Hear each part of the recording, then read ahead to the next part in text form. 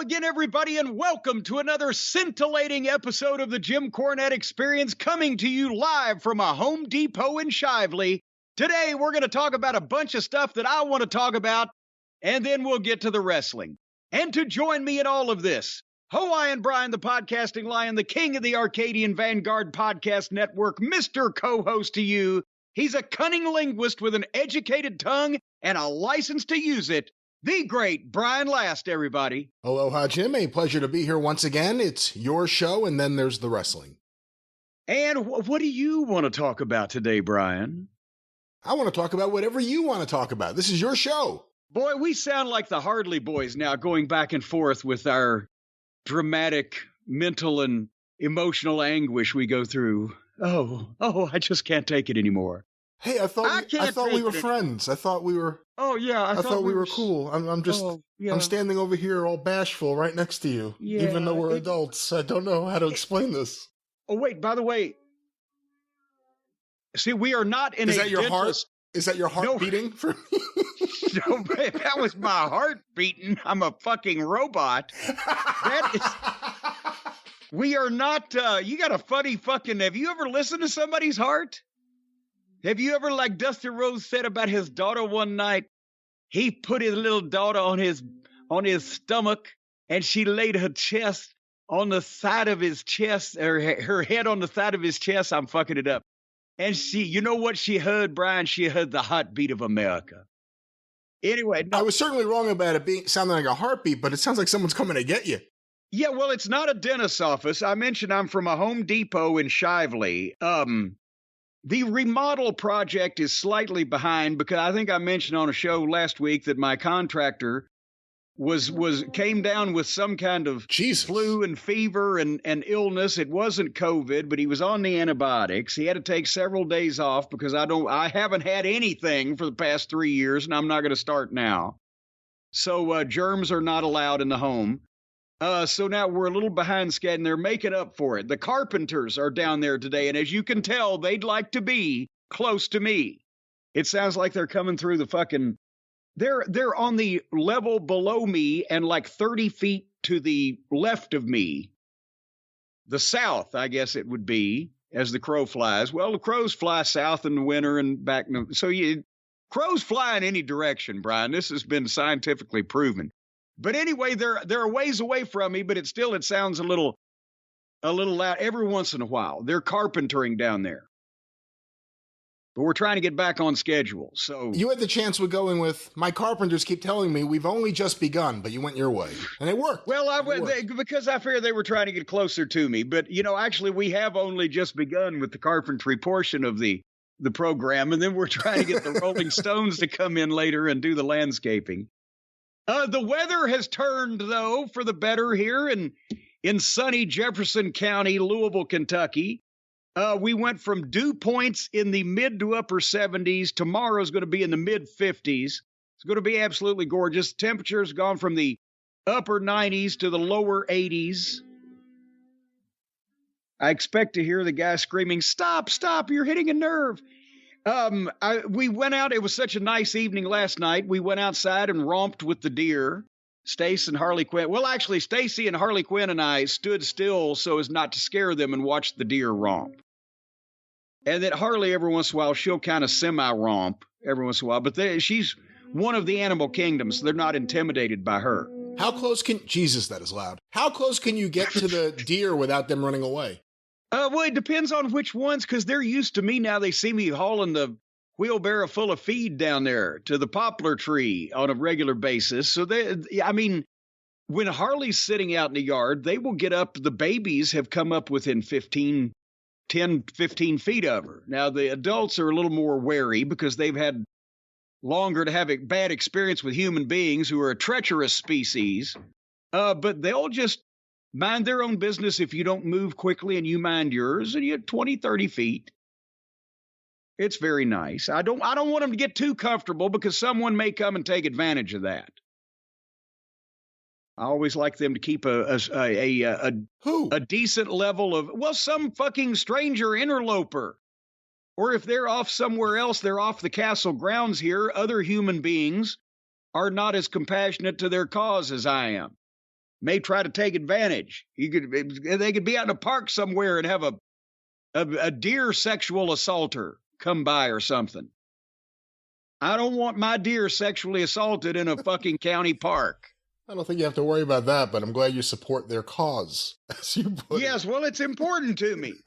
I got my second booster shot day before yesterday. It had been a little over 6 months, and I am over the magic age of 50, so I'm eligible, and I went without any delay to my local vaccination establishment like a good citizen, so I will neither contract a serious case of or potentially impart same to other people. I had the shot. I didn't turn into a werewolf, although for the past 48 hours I have had a craving for a pina colada from Trader Vic's, and my hair's looking great. But that may be because Stace gave me a haircut. I don't know. But I encourage everybody to go and get vaccinated, because later on in the program, even if you think that the vaccine is a method for the government to track you, we're going to clue you in on a way that you can keep the government from tracking you. It's a big new sponsor we got. It's just incredible. Do you realize the amount of people, Brian? I had no idea the amount of people in this world that were looking at things on their computer that they didn't want people to know about.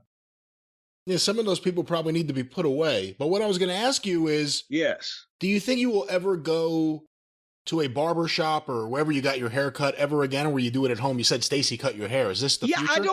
I don't see the need to now. Because here's the thing, it's not like I have enough hair left that it takes any amount of time, it's been the same way for the past 35 years. There's really no other way to do it. And as I mentioned, I've lost numerically the number of hairs that now it's easy to keep it. After I go about 4 to 6 weeks, I get a little shaggy. But now it's just zip, zip, zip and trim the 4 or 5 I've got left on top. And it looks lovely. And before I'd have to drive over there, sit there and wait. They don't have good magazines at my local hair establishment. It was one of the chain stores, the Great Clips. They've either got magazines tailored to a women's perspective, let's put it that way, whether it be homes, gardens, makeups, or mademoiselles. And then every magazine, they don't have the Time, the Newsweek, the People, the Us, the general type of things that any human, regardless of gender or persuasion or whatever, might a little potpourri, a little something for everybody. They've got hunting and cars. So you've either got to be a raging testosterone-filled maniac or a goddamn old lady coming from a quilting bee to be able to be entertained by their fucking reading material, and you always got to wait. And then you got to tell them every time how to do it, because they've got thousands of heads in front of them, molting, shedding hair everywhere. They can't remember.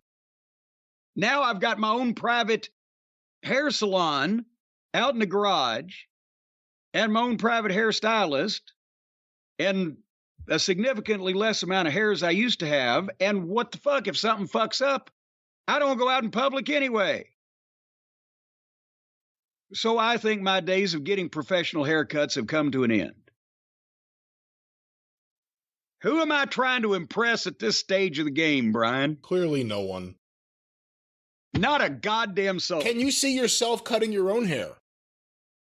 Well, no, even when I was younger and more flexible, I can't imagine I could bend like that. Plus, then how are you going to see the shit? You got to stand on your head with a mirror on 4 sides of you. Well, you don't have to do that. Well, how else are you going to do it? On your head? Well, you can have assistance. Over, sideways, leaning. You can have assistance. If you're going to use just a buzzer. Well, wait a minute. How can you have assistance cutting hair by yourself? Someone can hold a mirror behind you. Well, then why don't you just have them cut your fucking hair? What, are you lazy? Well, goddamn, if you're or uncreative. Are you lazy or uncreative? You have just shot your own. Now it's become a situation where you're putting on a show. You're cutting your own hair with a witness. It's a great way to impress a woman. Look what I can do. Hold this mirror.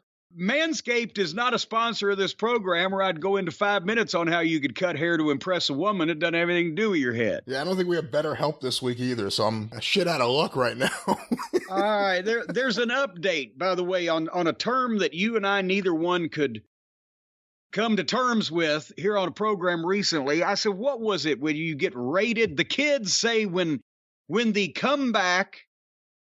snappy comeback from somebody gets more likes than the original comment, I thought you've been rated. Apparently it's ratioed. You've been ratioed, as the kids say, when the snappy comeback is more popular than the original opinion expressed. That's what we were going for. The amount of emails we got about that was ridiculous. Well, I guess it was easy for those of people who are younger and or give a shit. But here's another term that I got wrong, and I love to be corrected. I publicly come out here in front of the internet gods and everybody on every program when I have been suitably chastened for being incorrect, referring to something in the wrong fashion or whatever, and I like to call attention to that because it shows you how little I'm wrong and in what minor ways. But this is an email from, well, I don't know if that's his. He appears to maybe have two first names. I don't want to give the guy's full name, but I don't know if this is his last. I'm just going to call him Manny. His other name sounds like a first name too, but that might be his last name. And then, you know, if people found out what he was saying here, it'll be controversial and he'll get harassed. Dear Jim, I wanted to provide context on the recent phrase that you coined, a weeble. Remember, we were talking about Kenny Olivier and his predilection for the Japanese, certain aspects of Japanese culture. And I said, what do they call them, Brian? The weebles? But the weebles were the things that wobbled, but they didn't fall down. Back when I was a kid. That was another phrase I wasn't aware of when you brought it up. Well, that's because I was wrong about the phrase. I coined it weeble. The term is actually, according to Manny, called a weeb. You're a weeb. A weeb is a Western individual who loves Japanese culture. It is not uncommon for these people to watch anime all day long and play video games starring their favorite type of Japanese schoolgirl. Weebs also routinely spend hundreds, if not thousands of dollars on anime figures, comic books, wall scrolls. Well, people collect things, comic books, figures. What's a wall scroll? Is that for the computer? Well, no, I think a wall scroll would be something you hang on your wall and scroll it down. You know, one of those things that, like a tapestry type of thing. Oh. I would think, but then I was thinking these things. I would say, well, it's not too bad. But then he continues on, hundreds, if not thousands of dollars on anime figures, comic books, wall scrolls, and anime dating simulation video games. Oh, come on. Now, that's a mouthful there. And I'm not sure. Let me give this to you again because I'm trying to figure out what's happening in the context of this sentence. Anime dating simulation video games. It's a simulated video game about dating animes. It is a video game of your simulatedly dating. Who's dating what and what's being simulated? Maybe look that up, Brian, while I continue with this email. Anime dating simulation. I'd rather not have that on my computer. Hold on, we got ExpressVPN. Well, we got the ExpressVPN. I want that on my computer. But and he goes on to say they also refer to their favorite as their best girl, which I last heard that terminology with Barney Fife and Thelma Lou, or Gomer Pyle and Luann Poovey. But he continues to say, so in AEW context, Kenny Omega is a weeb and Riho would be his best girl. I hope this paints a more clear picture on some fans who criticize you for hating on their favorite Japanese girl wrestler. Thanks and love the show. Thank you, Manny. But anime dating simulation video game. Anime is animation, which is simulated anyway. Well, Japanese animation is a specific style anime. Well, but I'm saying it's animation. Correct. So that's simulated. So what are we simulating here, and who's dating who? And how can you I guess you would have to simulate dating an anime character. I have an article here. Please. Because unfortunately I've been doing research. We'll tell you about ExpressVPN later in the show, folks. This is from Anime Underground. The 15 best anime dating sim games you should be playing. The 15 best? The 15 best. This is by Ashley Glenn. There's obviously more than 15 of these things. There's a certain charm to anime dating games. They give you a heavy element of romance, but also provide you with an interactive story you can enjoy regardless of the characters you fall in love with. I need a second.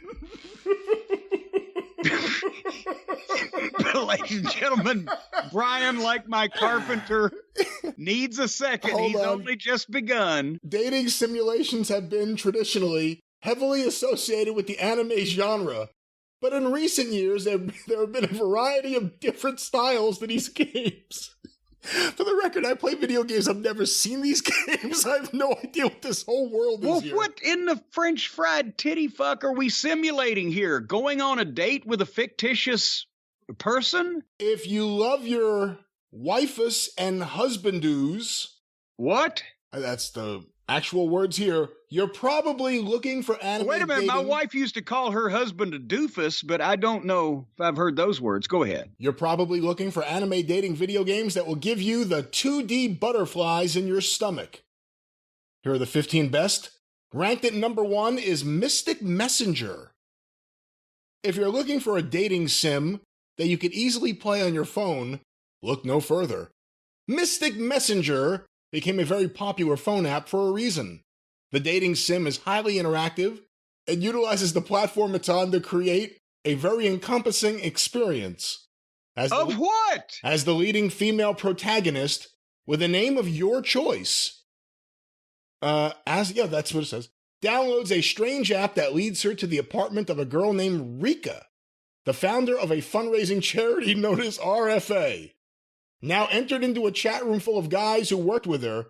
Not only have you taken up the mantle... Wait, what? I have no idea what the hell I'm reading. What is happening? Not only have you taken up the mantle as a helper in reviving the organization... Wait a minute. What is taken up the mantle a fucking synonym for? No, I don't think it's a synonym. I think somehow this turned into... I've taken it up various things. The Hershey Highway, the poop chute. I don't think I don't think that's what... I mean, it doesn't make any sense. All right, well, continue trying to explain to me what's happening here. I'm going to give up on that one. Let me go to the next one, see if it makes a little more sense. The number 2 best anime sim dating game, according to Anime Underground Ranker, is Everlasting Summer. Not your typical dating game. Everlasting Summer has gotten stellar reviews and is a must-play dating simulation that will leave you with feels for days. Seimon is a lonely man who prefers not to leave his home. All right, I can see why this one's popular. Seimon is a lonely man who prefers not to leave his home. Often, his only interaction comes through the computer. After falling asleep on the bus, he wakes up to find that this whole world has changed. Now it is summer, and he has been dropped off at a pioneer camp called Savayanak. Here he'll meet many people and will have to figure out... Russian gulag? What? He will meet many people and have to figure out what happened that brought him here in the first place. So it's your worst nightmare come true. Here he is, a guy who likes to mind his own business, to hang out in his house, not bother anybody, leave me the fuck alone, and suddenly, just because he falls asleep and misses his bus stop, he gets put in a fucking Russian penal colony with a bunch of strangers. How does that have anything to do with dating? What is going on with this thing? Well, here's number 3 on the list. Amnesia Memories. Well, now, I know how amnesia has something to do with dating, but I thought they made that illegal 20 or 30 years ago. As with many other otome games, I don't know what this word is, O-T-O-M-E. I pronounce it otome, but certainly no relation to the Ottoman Empire. But as I was saying, as with many other otome games, Amnesia allows the heroine to decide which character will be her primary love interest. Unfortunately, your character also seems to be missing many of her memories and is desperate to get them back. Everyone is a horror story. The fairy, Orion. The fairy, Orion. Who can only be seen... Hey, that's better than the giant fairy that Bruiser was going to book. Who can only be seen by the heroine, decides to help her find out exactly what happened. Each interactive character is divided up into symbolic suits from card decks that will help the player decide which route they would like to go on. Heart, Diamond, Spade, Clover, and Joker. Each route has its own uniqueness that you'll be sure to enjoy. That's it. Well, that's it. This one's a little more direct. Well, yeah. Well, they mentioned heroin, and I think that's at the root of all of this. Well, no, number 4 on the list. Heroin or some form of illicit narcotic is at the root of all of this. Well, number 4 is a little more just out there. Number 4 is Seduce Me. Sometimes it can be hard to find dating sims that have a lot of options, including the ability to date both men and women, and that have a variety of endings. There's no variety of endings. What does that mean, a variety? I just want all happy endings, but there's no reason, Brian. There's no reason in the world that you should limit your dating pool. Let's go for the men and the women and just include everybody, because there's no reason to cut off your options. You know, this one may be for you, Jim. Seduce Me not only solves all of those problems, but also gives you a full English voiceover with extremely talented actors and includes up to 22 different endings with both men and women. Sounds too good to be true? This game is great. Playing as a senior in high school, your life... Jesus, now it takes a nasty turn. What? I was going to ask who are these games aimed at? Certainly not grown adults, but now while we're being seduced and having happy endings and finishes with dating a variety of genders, and the characters are in high school? Well, playing as a senior in high school... With voiceovers?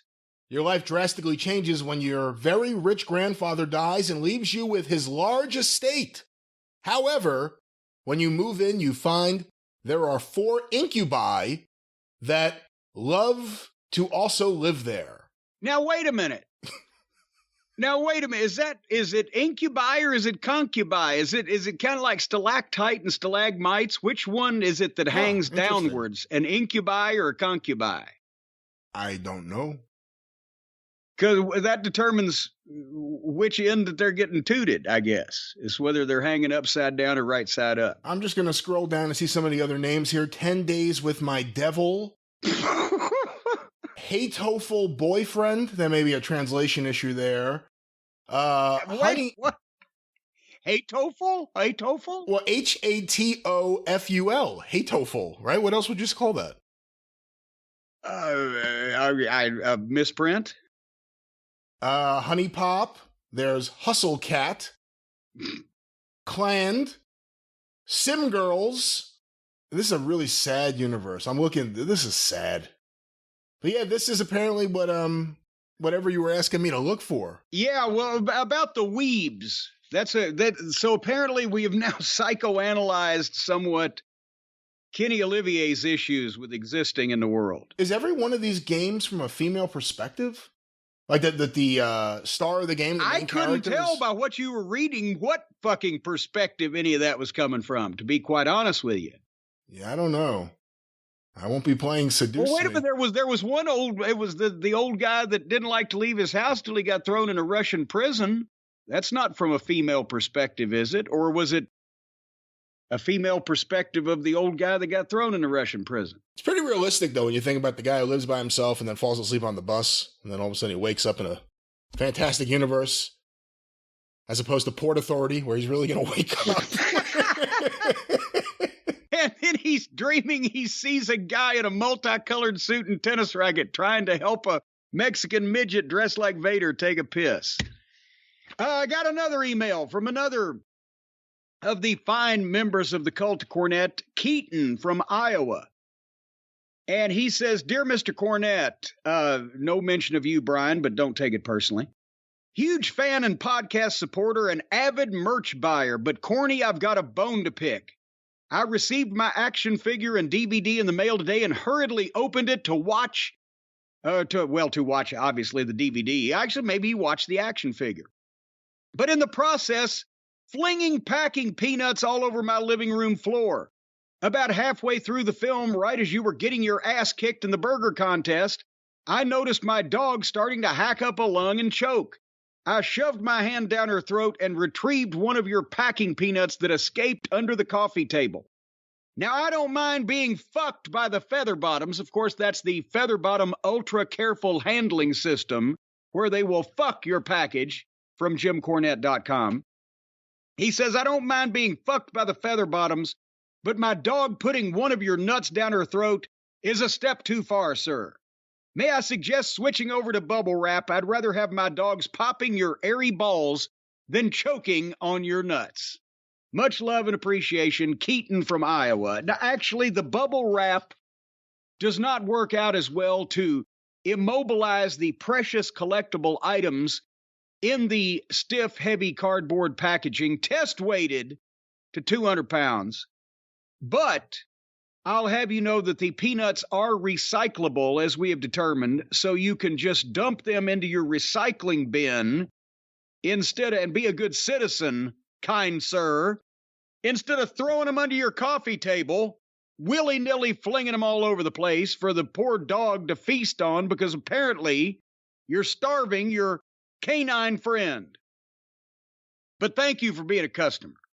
Hey, did you see that the U.S. Postal Service is raising the fees at Christmas time or around Christmas time?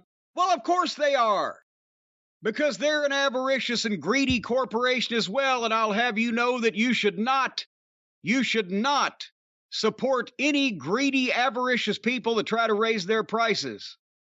That's why at JimCornette.com, our prices are exactly the same as they were last week, and we ain't going to raise them for Christmas either, because we're kind, compassionate, and benevolent people over here, me and the feather bottoms, and there's no way that we would be price gouging people in sensitive economic times. However, if you don't want to be gouged, but you just like to be noogied a little bit, if you go to JimCornette.com right now, as I've mentioned on the past couple of programs, and they are flying, I forgot to even check, the thank you, fuck you, bye t-shirts are being retired, and they are now going fast. And I forgot to check, but some sizes may either be sold out at this point or are close to it. So if you've been on the fence and haven't made your decision, it's about to be made for you. You're about to have no choice in this matter. I'm telling you the way this is going to go down. If you miss out on these, they're not going to be restocked because we've got we got to make room. We got new merchandise ideas, things in the pipeline, and big news, Brian. I'm giving you an exclusive this week on your show, The Drive-Thru. Big merchandise news coming up with the next Drive-Thru in just a few days. So how do you like that? Since I do better ratings than you do here on this program without even trying, I'm going to give you a big exclusive over on your show. Well, I don't think the ratings are actually that far apart, but thank you so much for giving us this big exclusive about merchandise on the Drive-Thru. Well, it's the least I could do. It's absolutely the least that I can do. Perhaps we could fit in a few questions this week as well and have a good old time. Yes, and maybe people will have questions about the merchandise. I have an update on a contest I've been having with myself. With yourself? I've talked to you about this. Well, it's not like one of those kind of contests, like on Seinfeld. I lost that one a long time ago. But no, I've been having a contest, a little game I've been playing with myself. I just had the oil changed in Black Beauty. For the first time in 12 months, to the week, 1 year. To the week since the last time that I had the oil changed. And do you know how many miles it's been since I last had the oil changed 1 year ago? How many miles I put on Black Beauty? In 1 year. In 1 year. I'm trying to think of where in my head, without asking you would have gone in your car. That would have been a drive. And everything else would be local. 7,000 miles. What? Jesus Christ, you're way off. Oh. You're way off. 1,777 miles. Wow. In 1 year. Now, I took it on one trip out of town because I've been out of town twice. Everybody knows, but we took Stacy's new car on the second one. But last year I did go to Bob Eaton's funeral. But that's the only time I've taken Black Beauty out of town. So if you deductify that 420 miles was the whole thing, then that means I've done 1,357 local miles, which is an average of 113 miles a month. And since the Feather Bottoms have taken over the post office, because remember, I was still going to the post office last fall and last winter, but since the Feather Bottoms have taken over the post office duties, my monthly average has been going down, and that's the game I've been playing with myself. How few miles in the course of a month, because I keep track at the first of every month, how few miles can I put on my vehicle in the course of a single month? And my best one so far has been 38 miles in a month. Hey, I don't know if you would know the answer, and I don't know if this is a silly question or not, but I don't know the answer. Are there any issues with the car, like especially an older car like yours, if you don't drive it too often? Is that something that actually hurts the car? The car being in use more often is better for the car itself? Well, actually, years ago, whenever I would change from a territory where we did a lot of driving to a territory where it was more manageable, that's when the car would break down. And we would laugh. Like in Louisiana, it didn't break down. Go to Dallas, two days a week, I'm 30 miles from the fucking house, and I had trouble. But I don't care. Because here's the thing. This Black Beauty's living on borrowed time. Because I said, what was it, 2.5 years ago, I was at 296,000 miles. I said, she's served me well, but when I get to 300,000 miles, I'm going to get a brand new one, all the bells and whistles, and that's the last vehicle I'll ever have to buy in my life, because when am I going to drive another 300,000 miles? Well, it's been 2.5 years. The pandemic comes up. I stopped traveling and going on the road, and I'm still only at 298,000 something. So I figure I've got another couple of years before I even have to get the new one. But it's on borrowed time. So if it doesn't want to cooperate with me because I haven't been driving it often enough, then fuck it, let it break down. I'll go ahead and get the new one. But right now, I'm making a game out of it because a lot of people are going, oh, Jesus Christ, how big a deal is it to drive? You don't understand. If you have been doing something more often than not for 40 fucking years of your life, a good week in Mid-South Wrestling nearly 40 years ago was 2,500 miles. A bad week was 4,000 miles every week. When and for years and years in the car, and then of late, even though I didn't work territories, the drives were long and arduous, and I'm enjoying now seeing on paper how little I'm in the car. It's the little things, Brian. The little triumphs that you have that tickle you. Yeah, I like that kind of stuff. I like to keep track of little things and see what happens. So you like to keep track of little things. There's a line there somewhere. But again, we don't have the manscaping spot, but I'll tell you what, what would have made, I'll just say this right now. I'll just come clean and say this right out in front of God and everybody. You know what would have made those car trips in Mid-South Wrestling or Crockett Promotions or Smoky Mountain Wrestling or some of those long trips much more bearable? If we'd have had Raycon everyday wireless earbuds. That right there would have been a big deal, because back in the old days, kids, when we were driving down the road, if you didn't have a cassette tape player in your car, then you were at the mercy of the radio. And it wasn't satellite radio. Oh, no, it was just whatever radio station was broadcasting out of Oshkosh, Wisconsin when you were driving within 100 miles of the place. And you couldn't determine or choose what your soundtrack was, whether you listened to talk radio or whether you listened to rock and roll or whether you listened to Western swing or whatever your favorite genre of music. You had to go along. You had, just like the Carpenters down there are currently listening to mariachi music, you had to go along with whatever was on the radio. Well, no longer is that the case, thanks to today's modern technology and the miracle of the Raycon wireless earbuds that look, feel, and sound better than ever. As a matter of fact, oftentimes, when I'm walking out in public at the grocery store, going in and out of the gas station or whatever, I have people come up and say, what's that shit stuck in your ears? And I'll say, well, this is my Raycon wireless earbuds. And they will say, well, those are nice. Those are really, they look much better than just the big old holes you got in your ear normally that we're staring at. Because my ear holes are a little bigger. Well, one's actually bigger than the other one. I had a problem with a girlfriend one time with that. It wasn't her ear holes, it was her upper frontal protuberances. But when one's bigger than the other, but Raycon has stuff that will fit any ear, no matter how grotesquely disfigured. They give you 8 hours of playtime and a 32-hour battery life, and they're priced at quality audio, folks, at half the price of other premium audio bands or brands. Audio bands. Most bands do play audio. It's no wonder that Raycon's everyday earbuds have over 50,000 five-star reviews. And hey, if you've got a little tinnitus like I do, just turn one fucking upside down when you stick it in your ear, and it works better that way. You'll hear the song backwards, but it won't ring in your ear so bad. We don't encourage anyone to insert Raycon or anything into their ear as the opposite of as directed. Just turn it upside down. No, don't do that. And then you hear the song backwards, and you can figure out who buried Paul.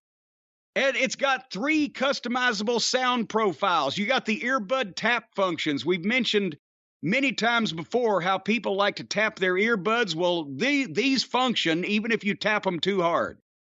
And also there's the noise of what? I don't know if that's how that works.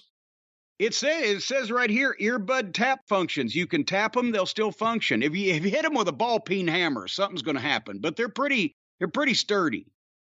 You got the noise isolation, so you can isolate yourself from all noise. It's like floating in one of those sensory deprivation chambers. Except don't do it while you're in the bathtub, or elsewise, you may have to be resuscitated. And there's an awareness mode, which instantly, as soon as you flip on that awareness mode, my God, it like opens up a whole new galaxy. You can hear colors. You have an understanding of the meaning of life and your place in the universe. It's incredible. Of course, if you turn the awareness mode off, then you're dumb as a goddamn box of rocks again. But just keep the awareness mode on, keep the batteries charged. You'll be fine. You're not as stupid as you look. But right now, folks, if you go to buyraycon.com, that's BUYRAYCON, buyraycon.com/JCE today, right now, this minute, this second, without delay, with amazing avarice. Go to this website now and get 15% off your Raycon order. We can't guarantee that this will be a deal that you can get forever. So you need to do it now. Buyraycon.com/JCE to get 15% off your entire order of whatever they've got on their website. If they've got takeout and delivery pizza, they'll give you 15% off. It's just, if it's on their website, they will cut the rate. But, you can't, like I said, you can't delay. Never know when these people are going to fold up and go away. So do it right now. Buyraycon.com/JCE for the best dadgum everyday earbuds you'll ever listen to. And you can determine what you want to listen to, not like these goddamn old days where we had to listen to nothing but guerrilla 500,000 watt radio stations from across the river in Del Rio, Texas. Okay, but what if you had it? What if you're in that car, it's you, Dennis, Bobby, and Buddy Landell. You each have Raycon earbuds. What are you each listening to? Well, I would immediately tell Buddy if he was driving to turn his awareness mode on, because he was a horrible driver anyway. And he was liable to just run into something while he was combing his hair. Dennis went through a period of time in the mid-'80s where he was more rock and roll than me and Bobby. He was into the Billy Idol and all of the fucking and the people with weird hair and everything. He was listening to that, but for a little, when we were in Dallas for a little while. But then we all went back to the classic rock, and that was something that we could all. Can I stop you? Yes. This has never come out before. This is breaking news. I never knew that Dennis Condrey was into Billy Idol. This is fascinating. Well, all the stuff that was on MTV. See, we were all fairly hip there, in Dallas, Texas in the mid '80s, and all this MTV stuff and everything. But then we settled back into, as I said, our normal patterns, which was everybody could get along with it, with classic rock, which actually back then was just called Rock. Me and Mike Mills were recently recording an episode of the Mid-South Wrestling Television Review, and we were watching you guys against Magnum and Mr. Wrestling 2, the non-title match. And we were watching it, and I said to him, you want to hear something crazy, Mike? You are almost 20 years older now than Dennis Condrey was there. It's like, yeah, he looks like he's 50 there. And somehow he just looked like that forever. That's what added to Dennis's aura. He looked like he was a crusty, grown, adult, burly fucking, guy when he was 25 years old. And then he just kind of stayed that way. But yes, he did have a more adult appearance than a lot of the guys. How old is Mike Mills these days? He's closing in on 50, I think. Well, good Lord. I didn't know he was that. Well, he's almost ready to fucking turn to dust. And speaking of rock and roll, I've got an email about some rock and some roll. Would you like to hear this from one of the listeners? Yeah. They sent this to me. He didn't send it to you because he was afraid you'd censor him for Charlie from Starkville. But this is from Jamie from Yonkers, New York. Hey, remember we were talking about, you'll admit to this at least, we were talking about Steely Dan the other day.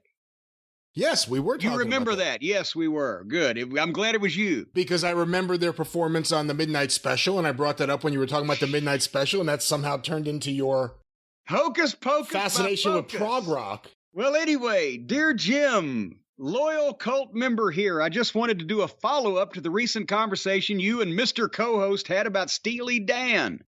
Walter Becker was my dad's cousin. My grandmother raised Walter. He dated Barbra Streisand in the early 70s. He had Barbara hang out on my grandparents' boat. But he never spoke to my dad again after 1975 because my dad had a Corvette at the time and he wouldn't let Walter's drunk and high ass drive it. Both sides of my dad's family were petty as fuck and held grudges for life. I have no contact with any members of that side of the family.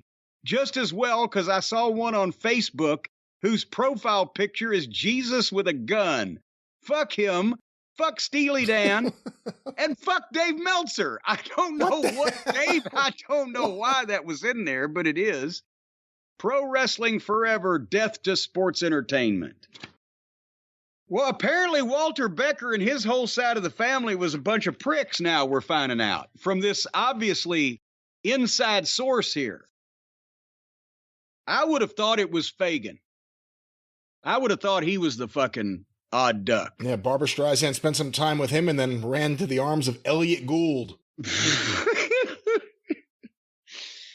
All right, well, speaking of odd ducks and assholes, and it's a good time to bring this up. It's in the middle of the program.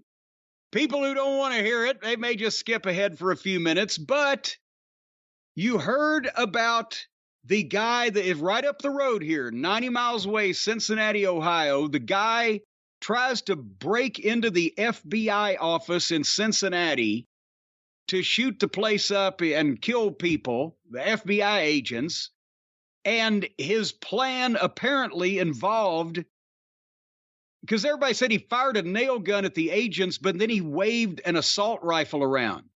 An AK or an AR-15 or whatever. I'm like, well, that seemed to be piss poor pre-planning if you're armed with an assault rifle and you fire the nail gun first. But apparently this genius's plan, he thought that a nail gun would break the bulletproof glass at the checkpoint so that he could get into the office or the FBI location and then use the assault rifle, whatever the fuck he was going to do. But it didn't work.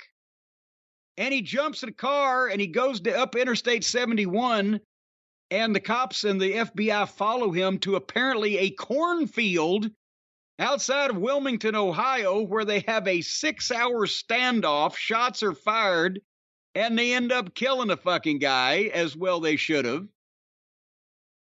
And wouldn't you know where he was, Brian? The same guy they have just uncovered. Where was he on January 6th of 2021? Did you hear this?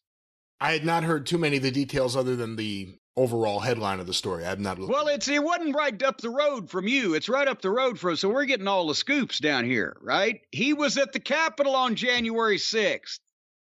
He's one of these that still believe this fucking pig-faced piece of shit con man. And he was not only at the Capitol to stop the steal of the election, but then because ex-President Pigshit decides to whine and bitch like the loser little whiny little bitch he is about being searched by the FBI. More on this in a minute. It was his own fault, as usual. And then the Trump suckers, the elected Republican officials, the law and order party, turn around. Oh my God, if they can do it to Trump, they can do it to anybody. Of course they can. They're the FBI. Nobody's above the law. Who thinks that a fucking gas station attendant in Cleveland is now only going to be in danger from being raided or searched by the FBI if he has committed a crime because they can do it to the president? The president probably is the last one they'd be able to do it to, but they had to do it to him because he's a fucking criminal. It was not cooperating with the search warrants. But anyway, so this fucking guy, he was at the Capitol, the insurrection. Then he goes to the FBI office 3 days after Trump tells all of his mentally disturbed followers that the FBI are the bad people. And the Republican politicians come out and parrot that because they're scared, since the only people that will vote for them anymore are the idiots who still believe in Trump after all the evidence to the contrary. So they parroted that and said, oh yeah, the FBI, they're Gestapo. So now people are attacking the fucking FBI. You fucking morons. Is it a wonder people laugh at the United States of America around the world because of what we did before with this fucking idiot, and we're still following this drivel? And now we find out that the reason why that the FBI had to pay a visit on him is because he had stolen nuclear secrets. It was reported 6 months ago he had 15 boxes or so of documents and classified material that was taken by him from the White House when he left. He wasn't supposed to do that. They went and got that. Apparently they found out they didn't get all of it. Then they had a search warrant. He wouldn't a subpoena for it. He wouldn't comply. They went down there and had a meeting. He was keeping nuclear papers on the nuclear program of the United States in the basement at Mar-a-Lago. And they said, you can't have this shit here where this is not secure. So he put a second lock on the door. And finally, he wouldn't come up off of it, so they went and fucking got it. And thank God. That was another one of the problems with electing this criminal piece of shit. Because now he knows everything, and he can sell all that shit that he knows, if he remembers anything, to the highest bidder, or his boss, Vladimir Putin, or whoever else he owes a fortune in money to. Or if he needs blackmail against the United States, hey, don't put me in prison for any number of these crimes, or I'll release all this shit, and everybody from fucking Lithuania to Swaziland will have a goddamn nuclear bomb. You can't trust this piece of shit. He's been a lying, psychopathic, criminal-minded mental case since day one, and we still can't flush him out of our fucking lives. And now we find out, as I mentioned, the people that were upset over Hillary Clinton using an unauthorized email address are turning on the FBI when they go recover the fucking United States nuclear paperwork that's classified that this dipshit had in a cardboard box in the basement of his cut-rate fucking resort. Did I articulate the current state of affairs approximately correctly there, Brian?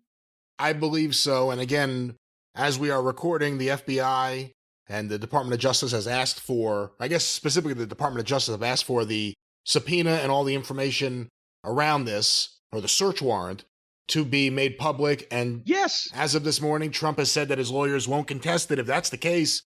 In a few hours, it will be public, so we'll know for sure what they were after.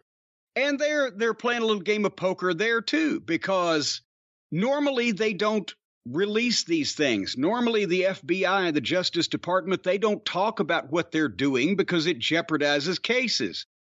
Pigmouth is the one who, well, they won't let him on Twitter with decent people. He's got to be on his own form of it, but he's the one that told everybody the FBI had raided him because he was trying to stir people up against it. He didn't think that they would release that. So Merrick Garland says, fine, fuck you, you fat criminal piece of shit. We're going to release this, and if you don't contest it, and we're going to tell everybody what we were looking for. And now dipshit is thinking, what difference does it make? Because I've done such a good job. I've been such a good little con man and a good little grifter and a good little fucking pathological liar of making the people that are really into me not trust the FBI, the Justice Department, the fucking news, any newspaper, television station, whatever. All they do is listen to me. And they will not slap my cock out of their gullet for anything in the world. So go ahead, release it. I'll lie and I'll lie my way out of it. That's what he's saying now. But what did we expect?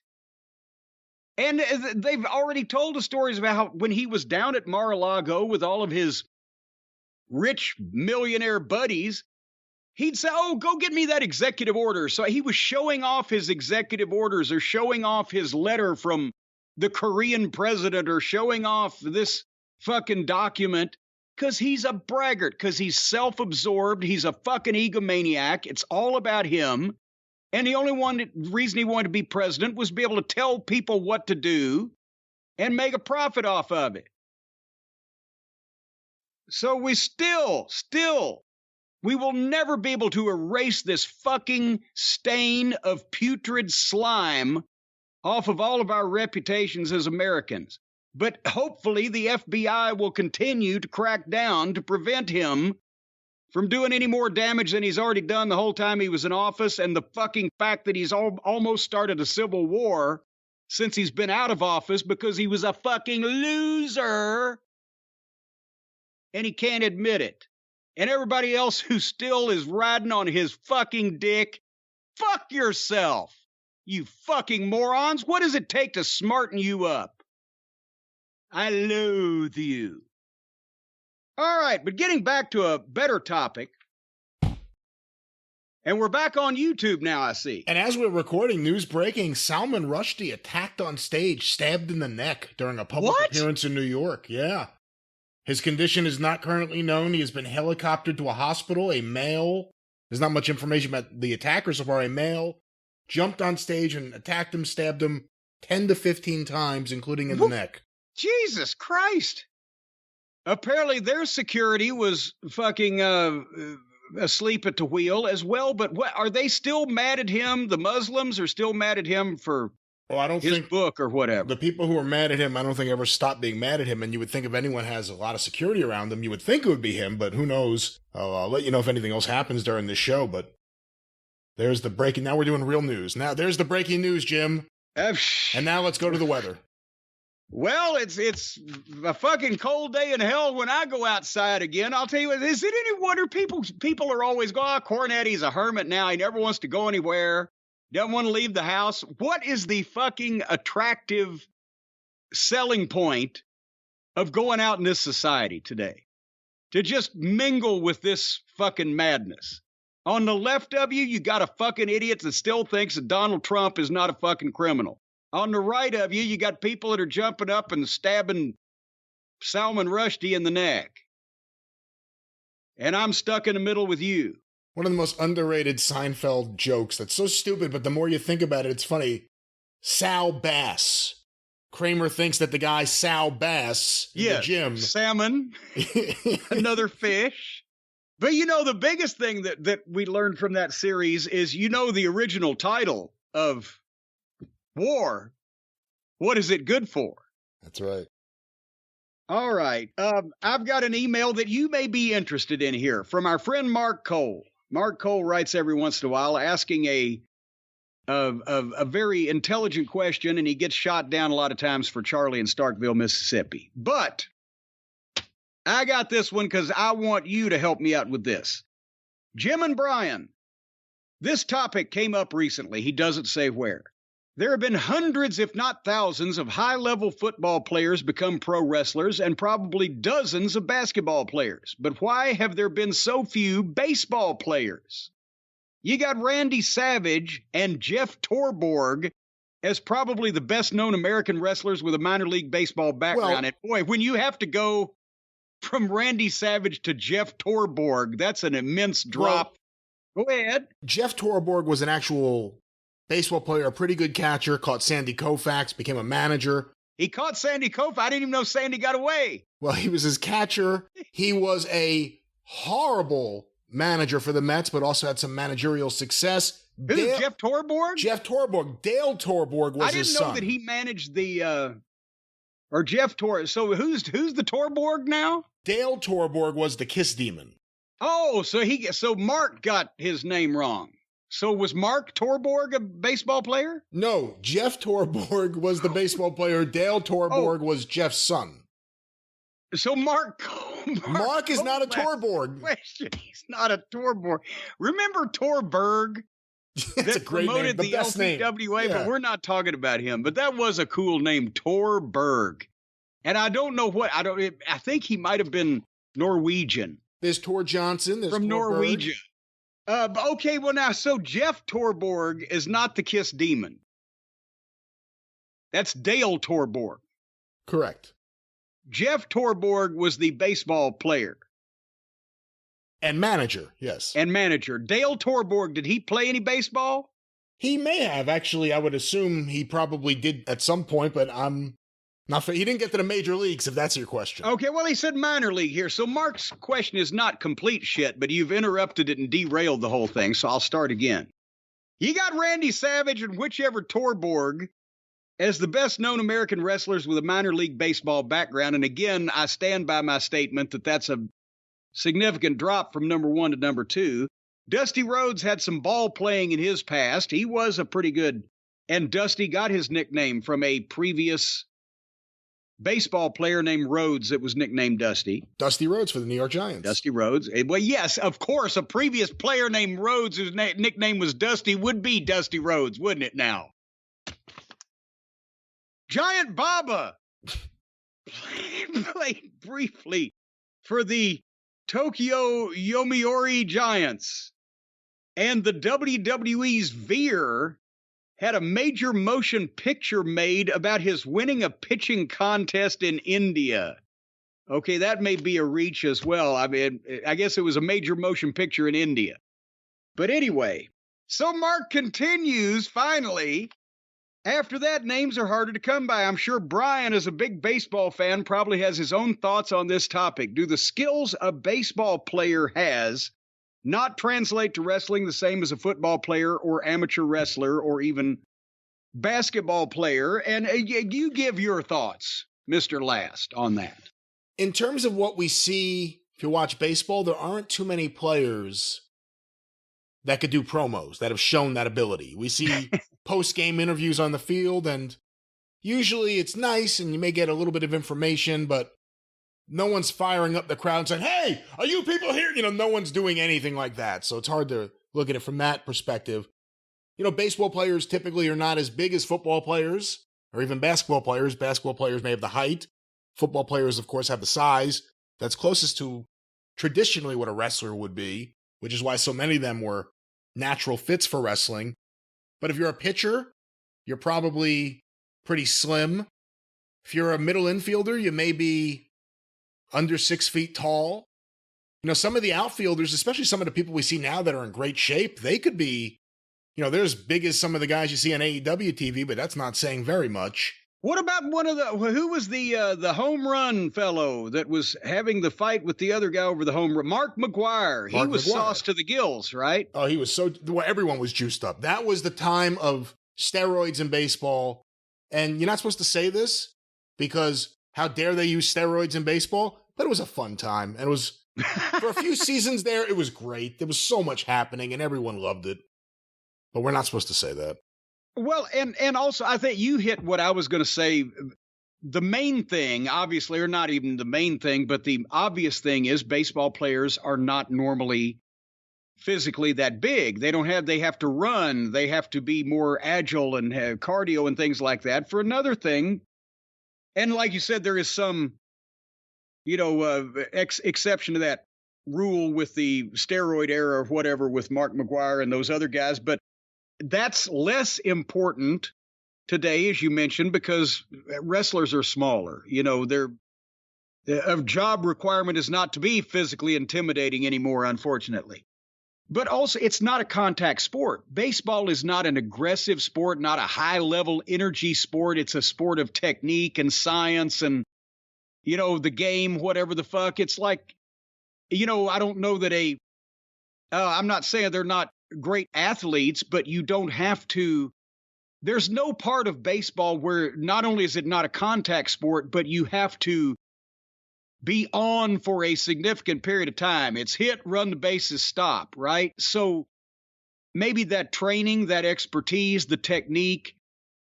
With basketball, you're playing and it's physical, even though it's not supposed to be. With football, it's physical and it's supposed to be, and it's more of a contact sport and it's more aggressive and it's more for over-the-top fucking personalities, like you said, both verbally and physically than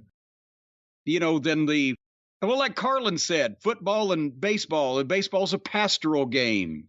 The object is to go home. And football is a warlike game. A few things I'll say. I think if you're a wrestling fan, it helps with baseball, because I think baseball is actually the best sport in terms of having storylines, like game-long storylines, season-long storylines, quiet moments where the commentators are telling you what's going on, then the moments where everyone starts yelling. It's kind of the way wrestling used to be.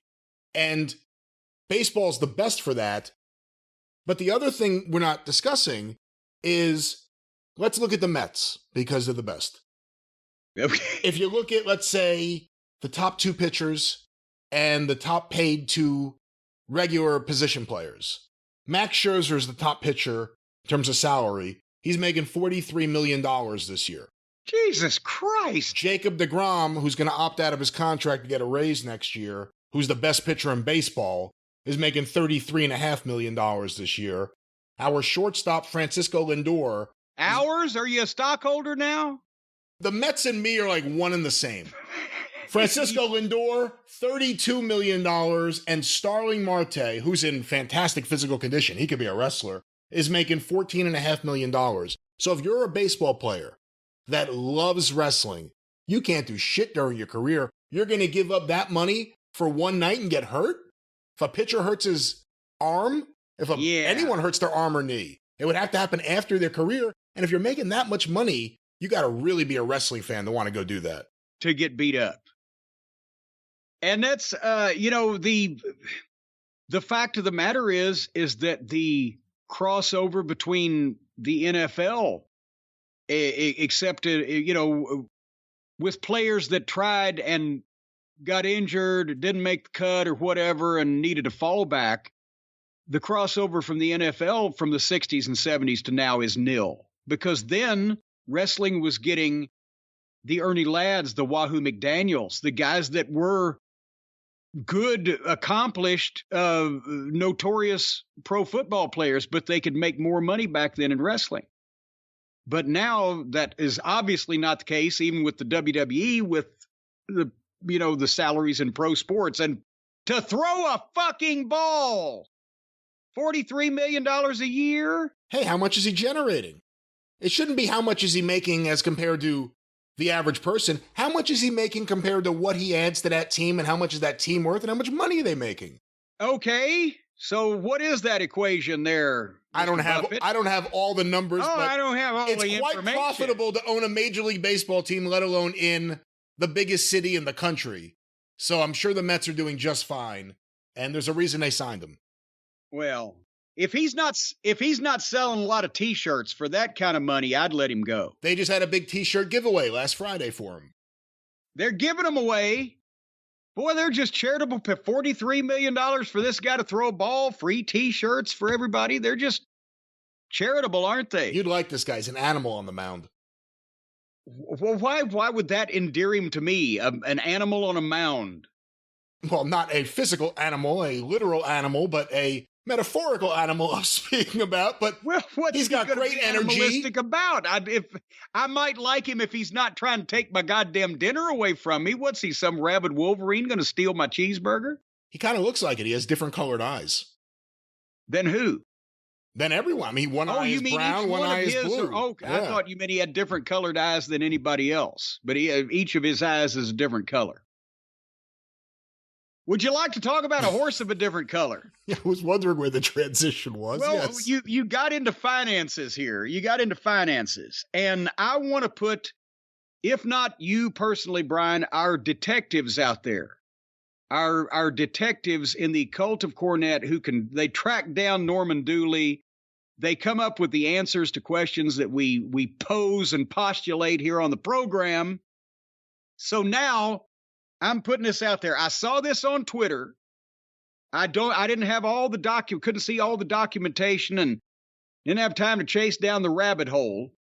But apparently, remember when it was going around back in April when Tony Khan announced that he had bought Ring of Honor or bought their assets or bought the tape library? However the paperwork has been done. There's been people talking about the paperwork's not all done yet. There's certain things up in the air. But remember, a lot of people were trying to put out the story that Tony Khan bought Ring of Honor for $40 million. Do you remember that? I remember seeing that, but I thought it was ridiculous. Well, yes, and we said as much. And a bunch of people are still on Twitter, whatever, whining, they don't know what was going on. They weren't there. They weren't involved in it. No, we just know. The same way as if you're a goddamn airplane pilot and you have 30 years experience flying Delta 747s and you see some fucking 4-year-old guy with a goddamn lunchbox get in the pilot's seat, you know, he probably ain't licensed to fly a plane. They didn't pay $40 million for Ring of Honor. We said, even Tony, I said at the time, even Tony could not be taken that advantage of about wrestling. Well, apparently, Sinclair Broadcast Group, which was the parent company, as we know, of Ring of Honor, filed one of their financial disclosures. And the thing I don't know is I don't know what the period was this covered, whether it was for a quarter, which may very well be, since April, May, June would have been a quarter, or whether it's for the fiscal year, which would be 12 months, or whatever the fuck it was. But they reported in one of their financial disclosures under the sale of assets. During that period of time, the report covered, it was, I believe, the exact amount was $9.6 million. It was under $10 million. And that didn't mean that was Ring of Honor. That meant that was any sale of any asset that they made during the period of time that the report covered. So that could have been, material goods, of equipment, real estate, whatever they owned. But we know then by that there's no way that the price of Ring of Honor was more than $9.6 million, which I think still be quite high for it if it was indeed that much, but it wasn't $40 million.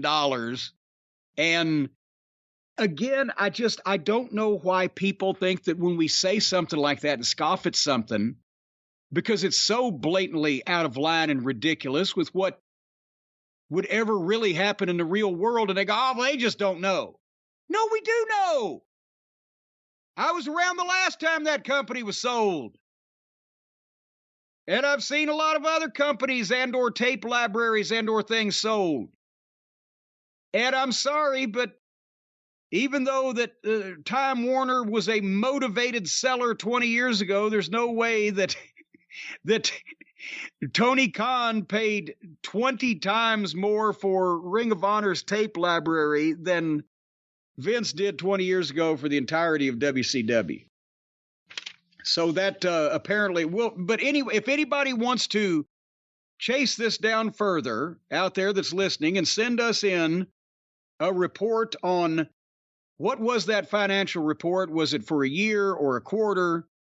And do we have any other details to be found in? Because a lot of people they want to read the wrestling websites and they want to hear what somebody that talked to Tony at lunchtime thinks about things.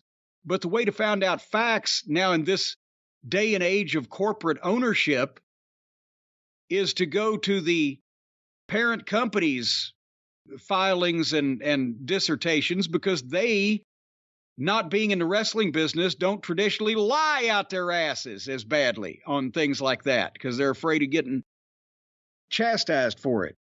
But Brian, you know, being a owner of multiple companies, you know that as well as anybody. The $40 million didn't make any sense. Even if Tony was a billionaire, as loaded on drugs as people want to say he is, he wouldn't do that. It made no sense. No.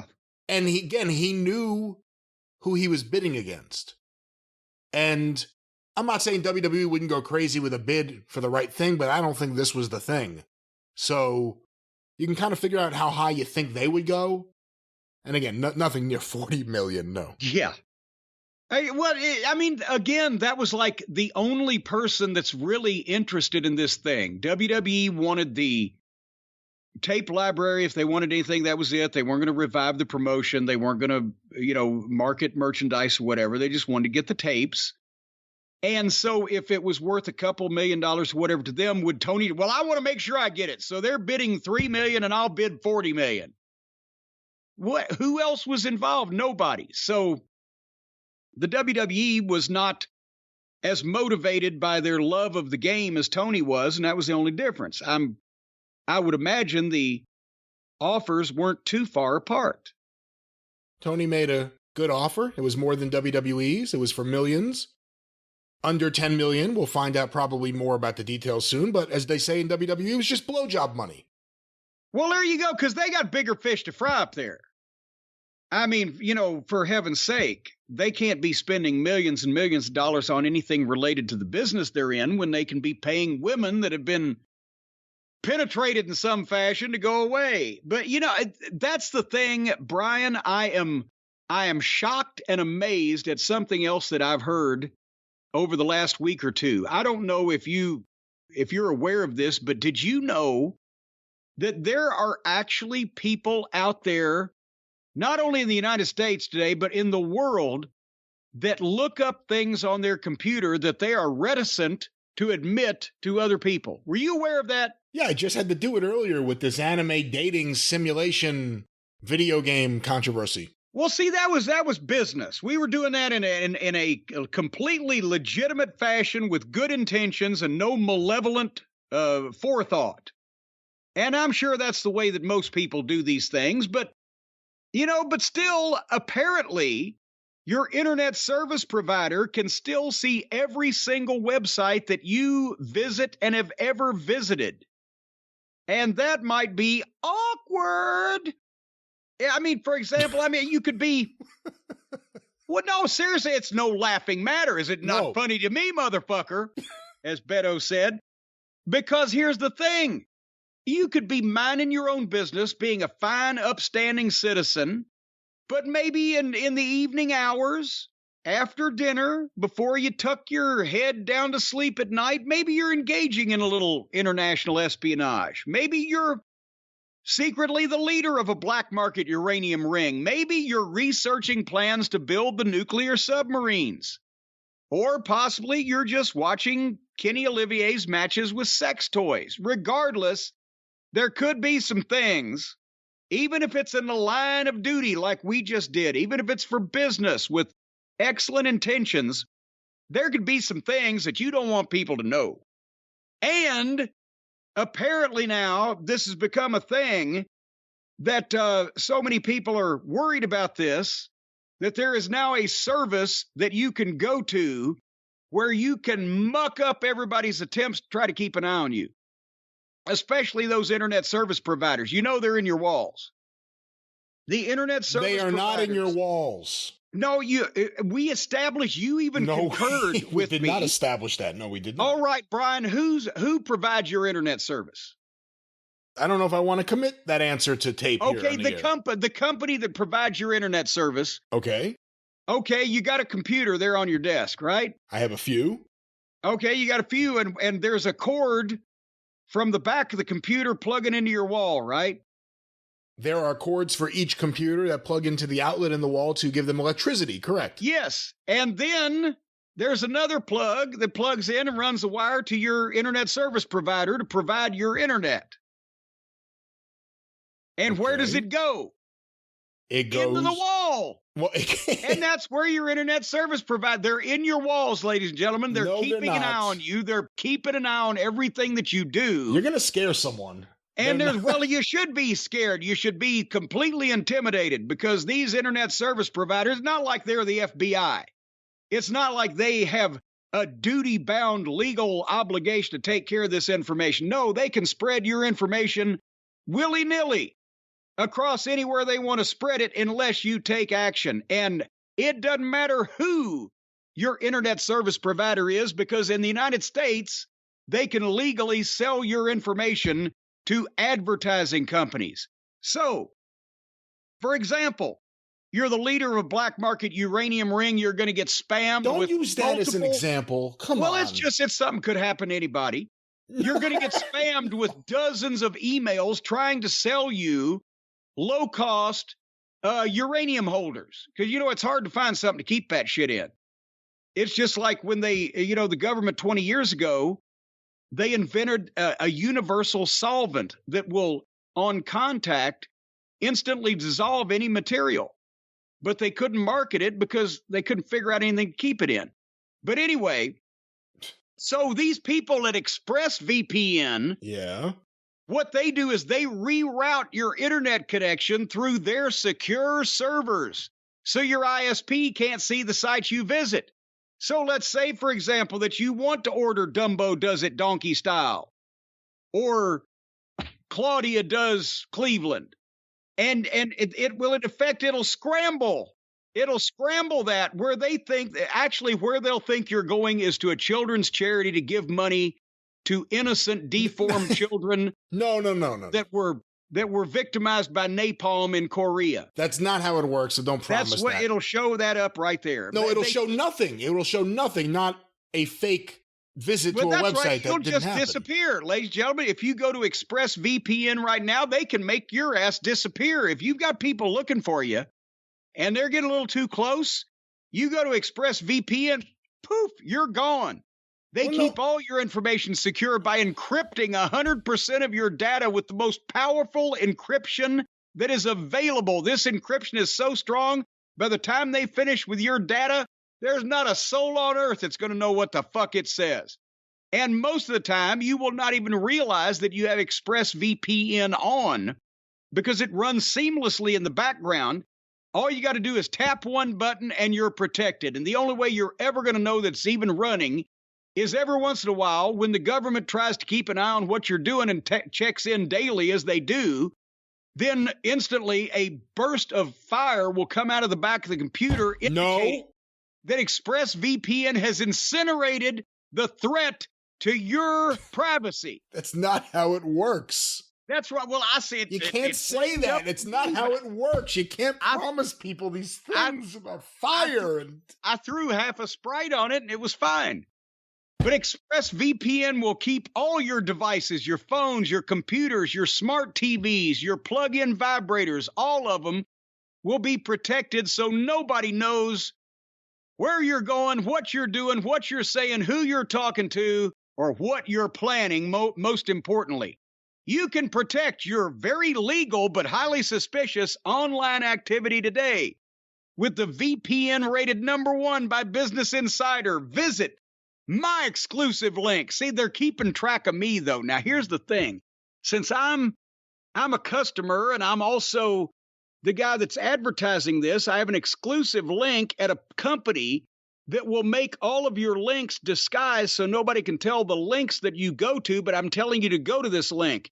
We're caught in, what is that, a vortex or a whirlpool? What is that we're caught in? We're caught in a loop. I don't know what you're caught in. I feel like I'm caught in something completely different. Well, that's because the ExpressVPN people have changed it to disguise it, so we don't know what we're doing. They changed Folks, what? What have they changed? They've changed everything. It'll never be the same again, folks. Visit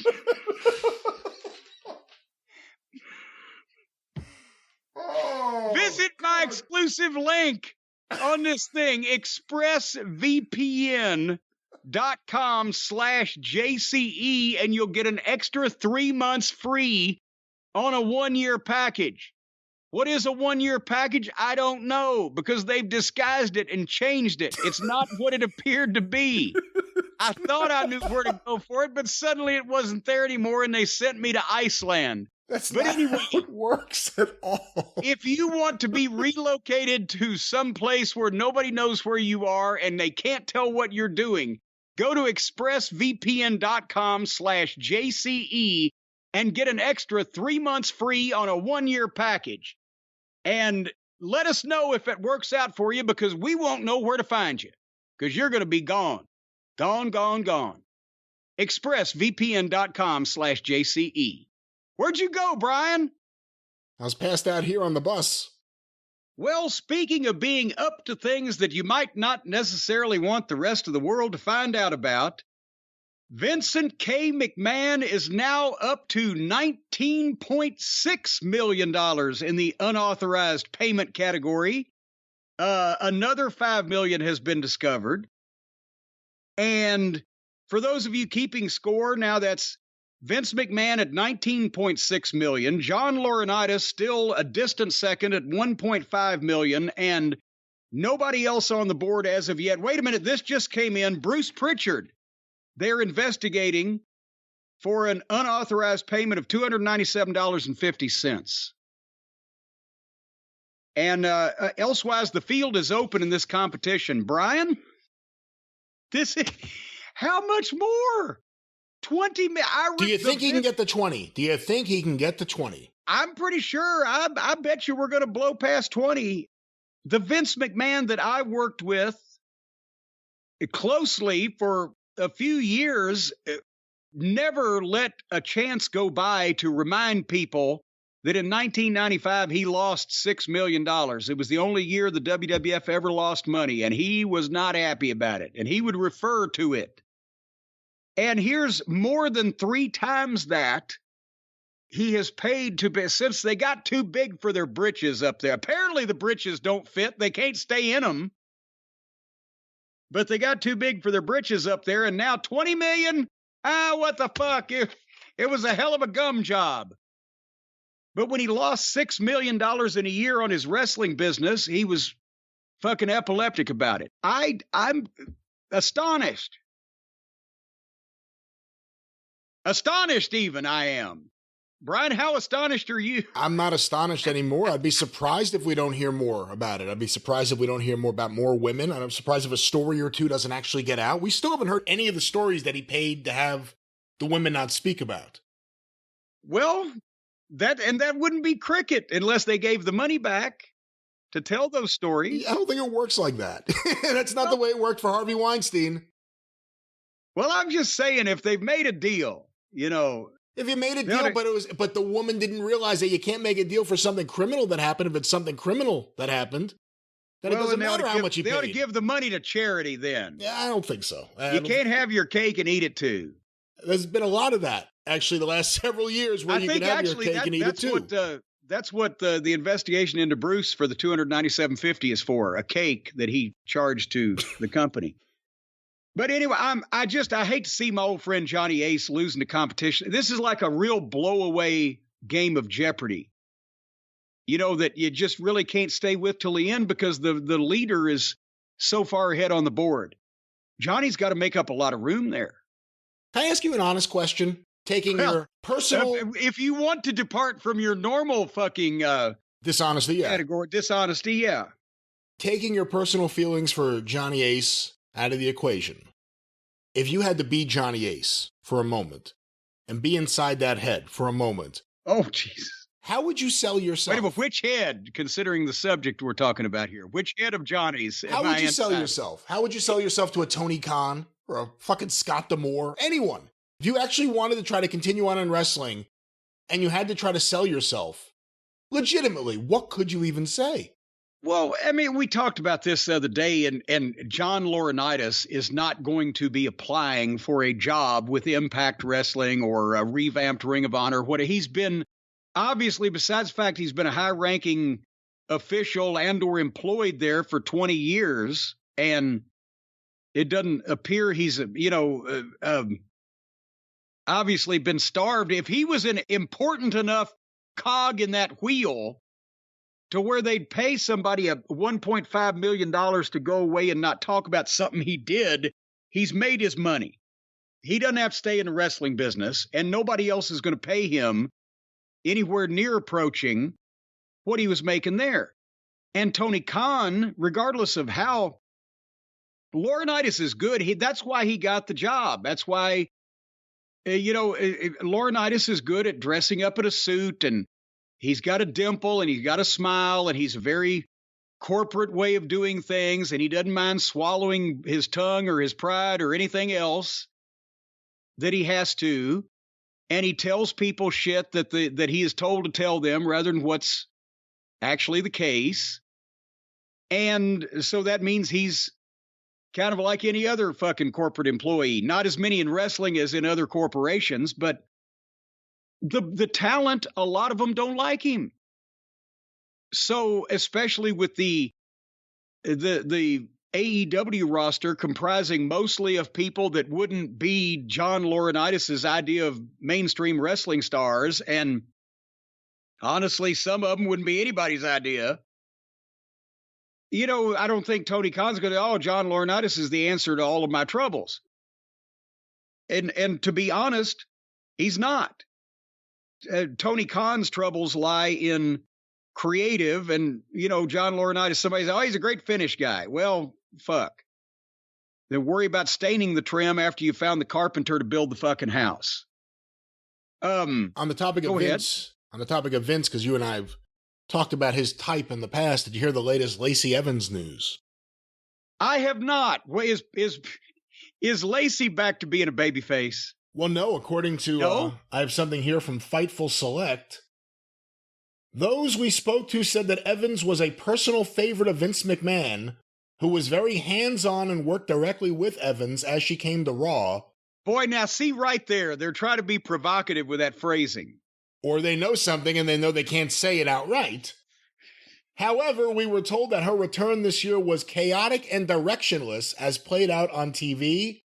And the other thing I saw was a report that there are not currently any plans for her with Triple H's regime.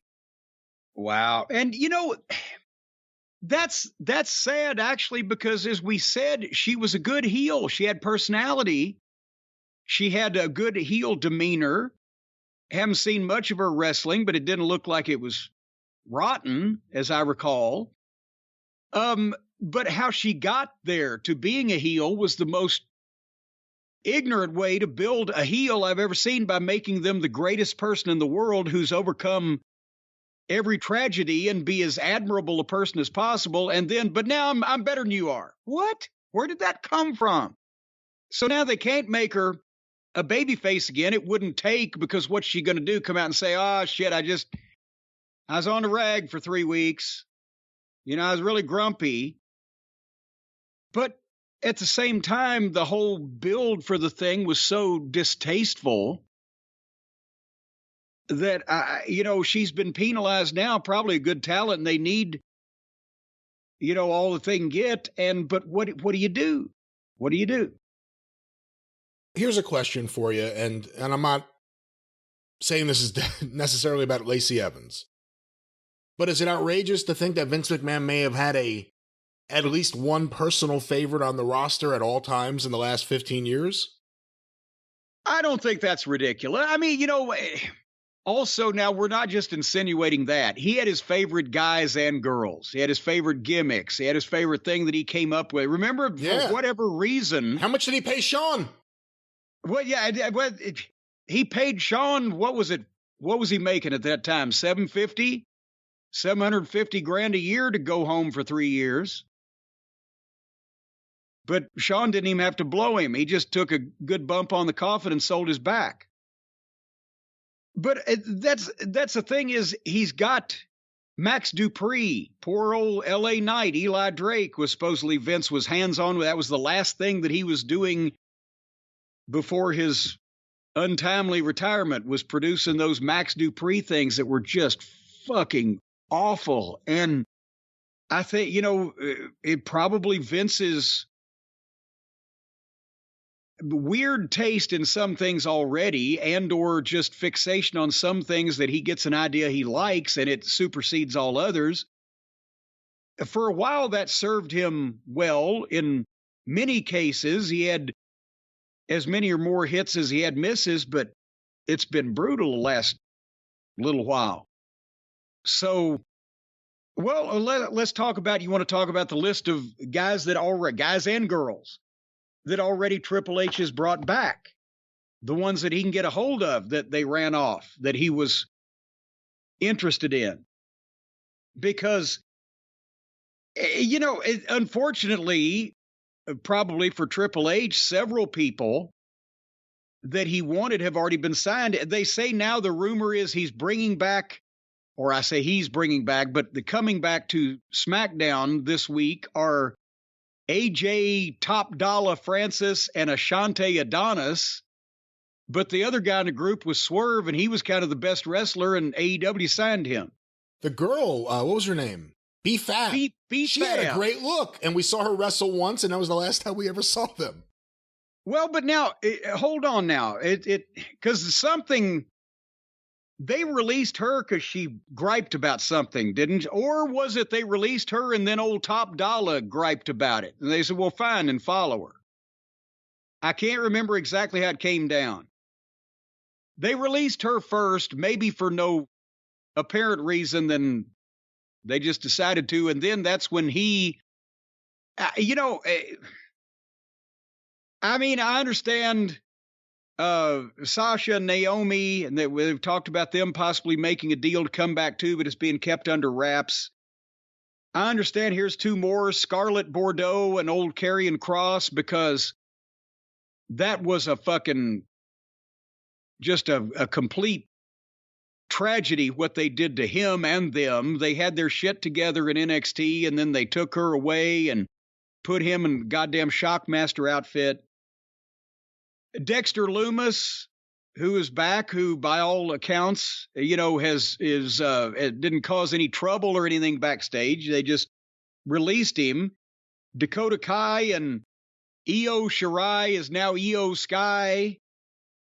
But all of those, AJ Top Dollar was a rookie that was in training that they put on the WWE Most Wanted Treasures series as the bully, host of the thing, as well as he tries to bully John Pantozzi out of his items. I saw that. Yeah, he tried to bully people with his size and intimidating demeanor.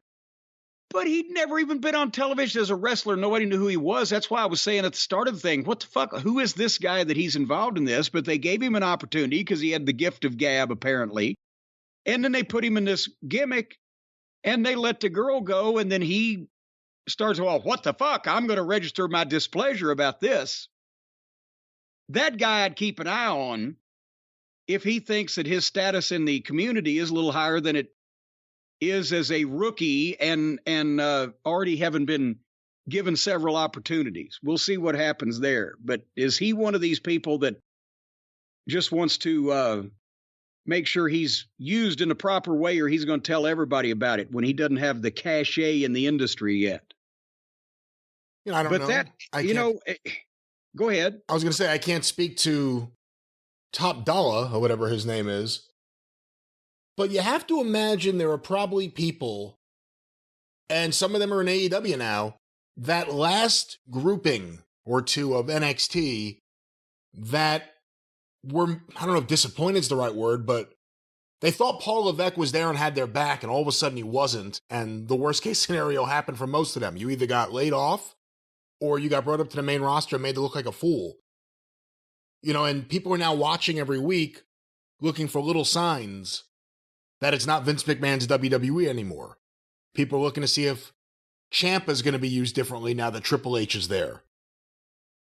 What do you think of that? What do you think of the idea that people are now, some people, I mean, it's not a big audience, tuning in just to see when the changes are going to happen? Is it something where they should slowly start changing the product, or should there be more going on right now that makes it seem like it's not Vince McMahon's WWE?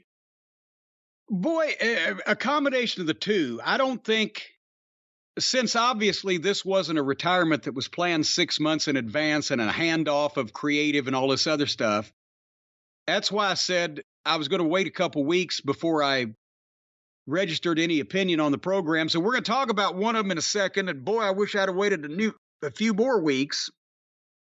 But they need to do so. It's good that they have people watching for little signs like, are they going to use the word fans or use the word belt or whatever the case? But at some point, fairly quickly, people are going to expect to see something that indicates that the show is going to get better and that they're watching for a reason, not just out of smoking the hopium.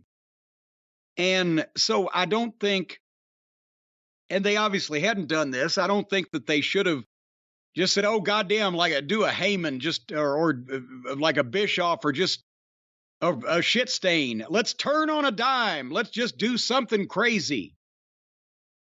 I think they, and hopefully they are, but they should have sat down once they realized who's going to be in charge and what's going to be happening. Okay, how do we start pointing this thing in our vision, fix some of the issues that people have had with the program, make it make sense, make it not so boring, whatever the problems are that they've identified, that we all have identified. And then within the next few weeks, something needs to happen to shake up the show. Whether they start with Raw or SmackDown, whichever, the formatting and just the sameness of everything, it's all the same. Everybody does the same things and they talk in the same way. And, you know, the angles have been overdone, not to the AEW point where literally every single backstage promo ends in some kind of chaos, but most of them do. But I don't think they need to do things just in dribbles and drabs for months on end. And I don't think they need to change the entire goddamn program the first 2 weeks and maybe figure out 6 weeks later they've made a mistake because they had a better idea, because this was a rush job. There's got to be a sweet spot.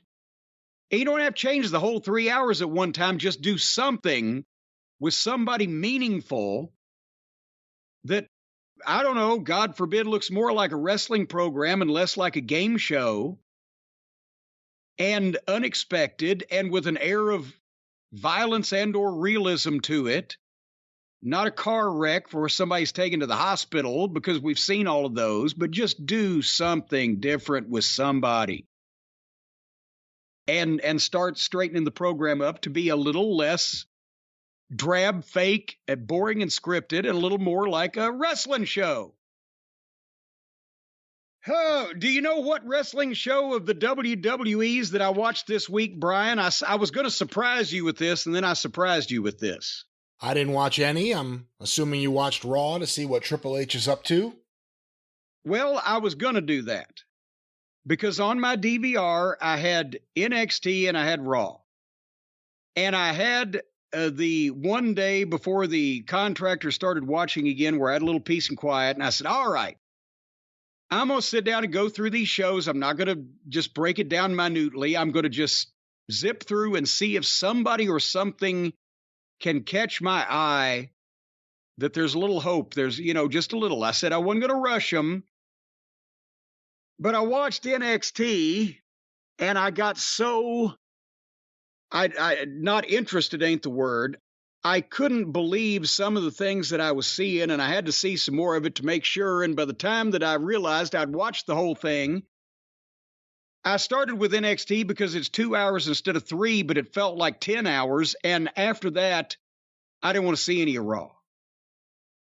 But just in case you'd like to know what they've done to NXT, I don't know if this will take a long time, I'll tell you what I saw. That won't take long. You try to explain it to me. That'll take a little longer.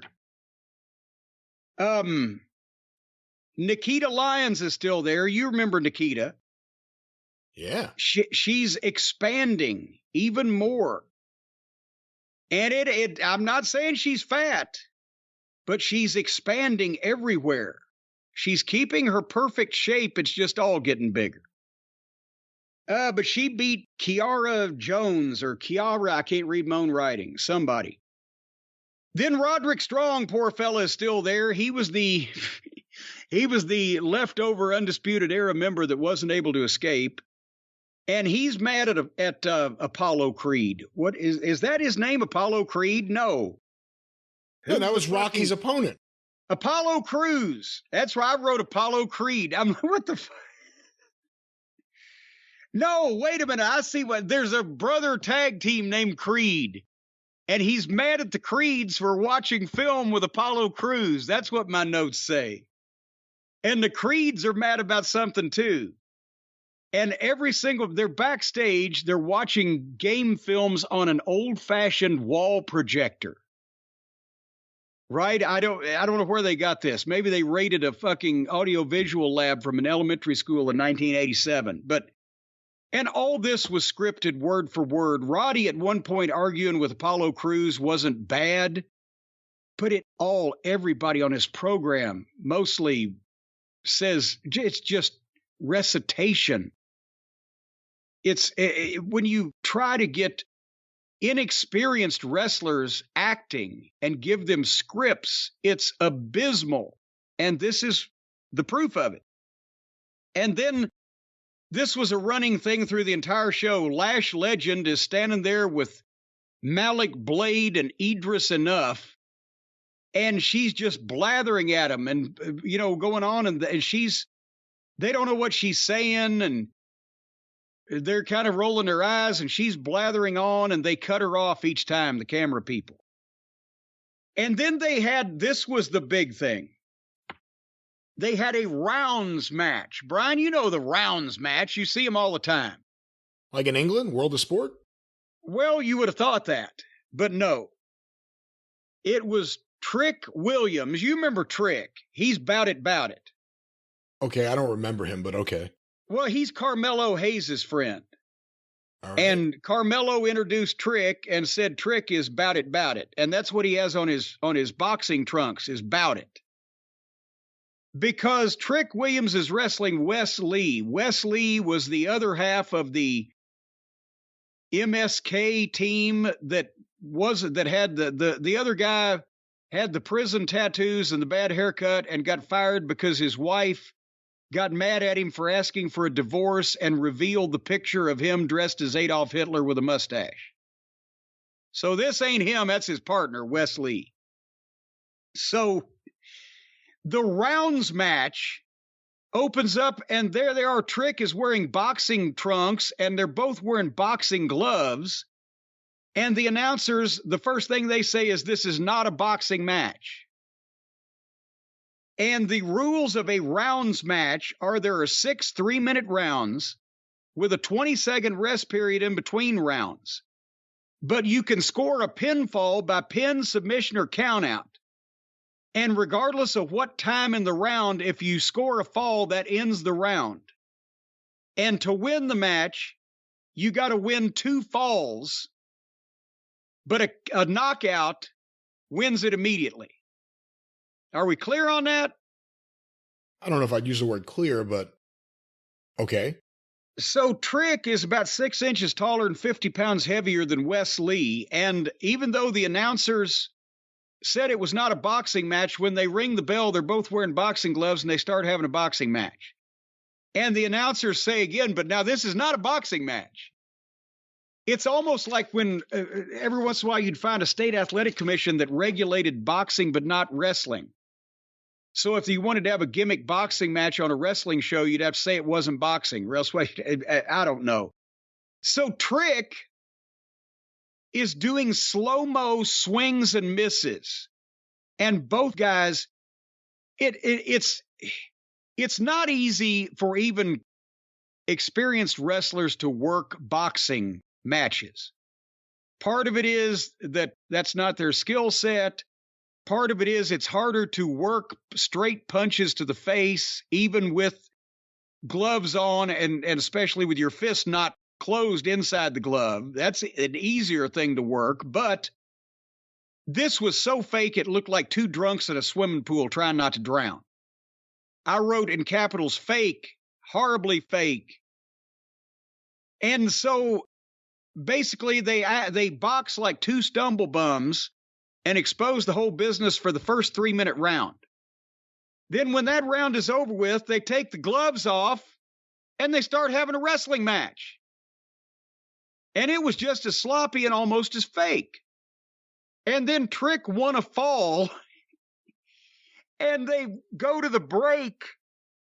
And in the break, he put one boxing glove back on. So when they came back to the match from the break, he was throwing fake punches at Wes Lee with the gloved hand that like it would hurt worse than a bare fist, like it was loaded. And again, Trick, horrible with the fake swings and the slow-mo swings, and he's swinging at the guy. He wouldn't have hit him if he was 7 feet tall. And then they go to the 4th round, and Lee pins Trick. So now they're one fall apiece, but as soon as Lee gets the pinfall, Trick knocked Lee out with a left with the glove with one punch. He's been hitting him with bare-knuckle punches, but when he hits him with the glove, he goes down like he's been shot. And then in round 5, they take the gloves off again and go back to bad wrestling. And part of this is that these guys are too green to be on national TV. This, a training program, a developmental program, ought to be on local TV. We've said that a million times. But this was embarrassing for any two guys who call themselves athletes, that you couldn't suck it up and say, okay, we're going to throw punches to the midsection with a little steam to them, even when we're wearing boxing gloves and we don't have to clench our fist. Or we're going to hit hard in safe places, or I'm taking my headset off. Brian, this is the sound of my bare fist hitting my own neck if you got your fist clenched properly and not tightly. Or they can just fucking swing at each other like a goddamn couple of paraplegic epileptic seizures in fucking motion. And then Lee hit like 20 times with his fists and then put the glove on and knocked the guy out again with one punch. 1, 2, 3. Aren't you sorry you missed that? Aren't you jealous now? No. The Mets are a much better wrestling show than NXT. I'll agree with you there, and I've never even watched it. So then Andre Chase, remember one of the Bravado brothers is Andre Chase. He's in his easily early 30s now, but he's supposedly a college kid wearing a Letterman's sweater from Chase University, and he's at his teacher's desk, and there's two of the girls acting like kids in the principal's office doing scripted material with bad acting. This was Glow level bad. This was we're just going to be bad on purpose level bad. And then Carmelo was in the ring, and he's mad at Wes Lee for cheating Trick. And then he did a promo about his open challenge that he made for the North American title last week. Nathan Frazier, Plowboy Frazier's illegitimate son, I guess. Nathan Frazier did not win last week. And then suddenly Nathan Frazier music plays, but before whoever the fuck Nathan Frazier is comes out, Giovanni Vinci was in the ring behind old Carmelo and startled him. Didn't attack him from behind, just showed up behind and did some scripted verbiage about wanting Carmelo next week. And this Giovanni Vinci is about as exciting as watching a wart grow. And this went a while verbally, and then suddenly, just I guess because somebody gave him the cue to, they broke into a tumbling routine where they each tried to do shit and kind of countered it before the referees ran in and separated them, and nobody ever took a bump, and the crowd was sitting on their hands. And this is only the few hundred friends and family that they let into this thing, and they still couldn't get them up.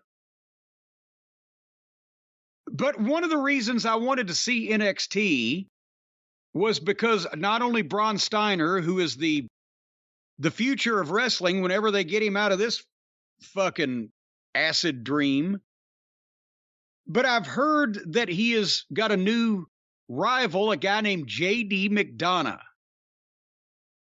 And I thought, okay, I've never heard of this guy, but I know they change everybody's names. I have no frame of reference what he looks like, and apparently they're hot and heavy with each other. J.D. McDonough was supposed to be a guy that cut some spooky promos, but I'm thinking, okay, with him and Braun Breaker and they're doing some physicality, this guy's going to look like something, right?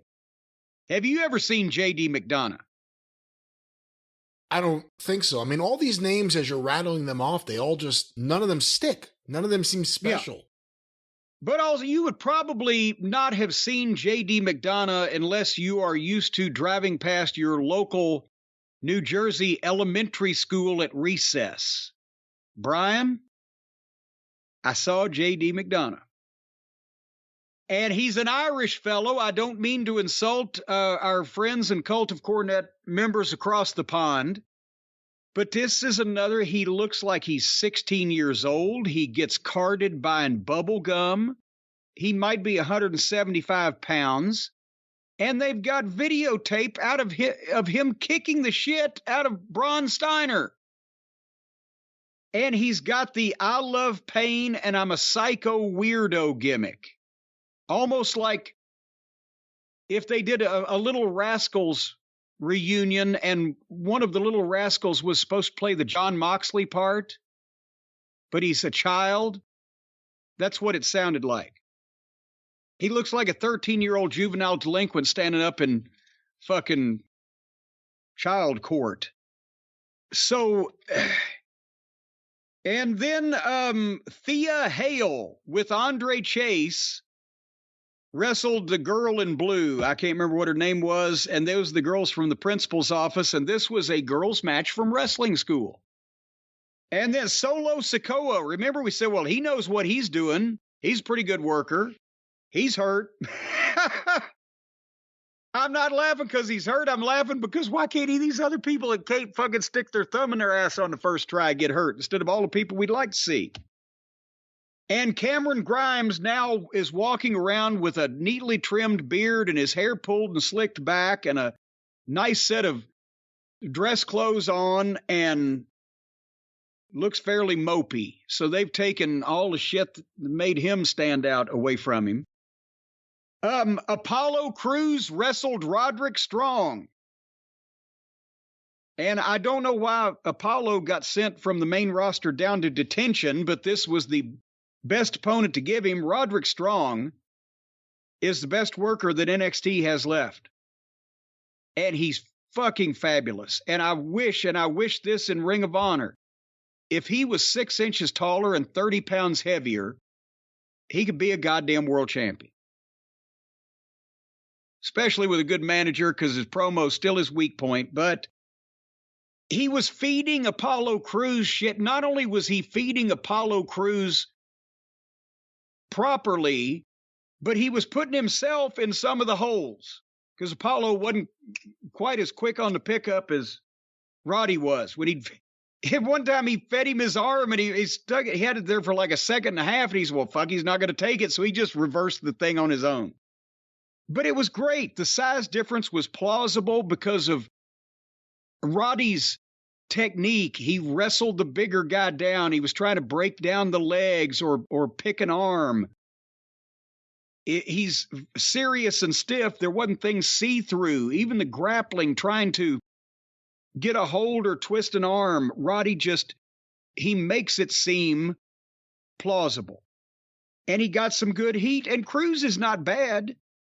And he sold well. And finally, Crews made a comeback. It was elementary, but it worked. and hit a blockbuster and got a 2 count. And now the people that were sitting on their hands previously are going, this is awesome, because they're finally seeing a wrestling match. And finally, they traded a couple of 2 counts. And finally, they were, going back and forth, and Cruz hit a big something, whatever the fuck they call the move. 1, 2, 3. It was refreshing because it was a wrestling match that you could actually take seriously amongst 2 guys that looked like athletes. And there was no goddamn round off cartwheels into a fucking shooting, flying space tiger press. But then... God, this is brutal. How do you watch this?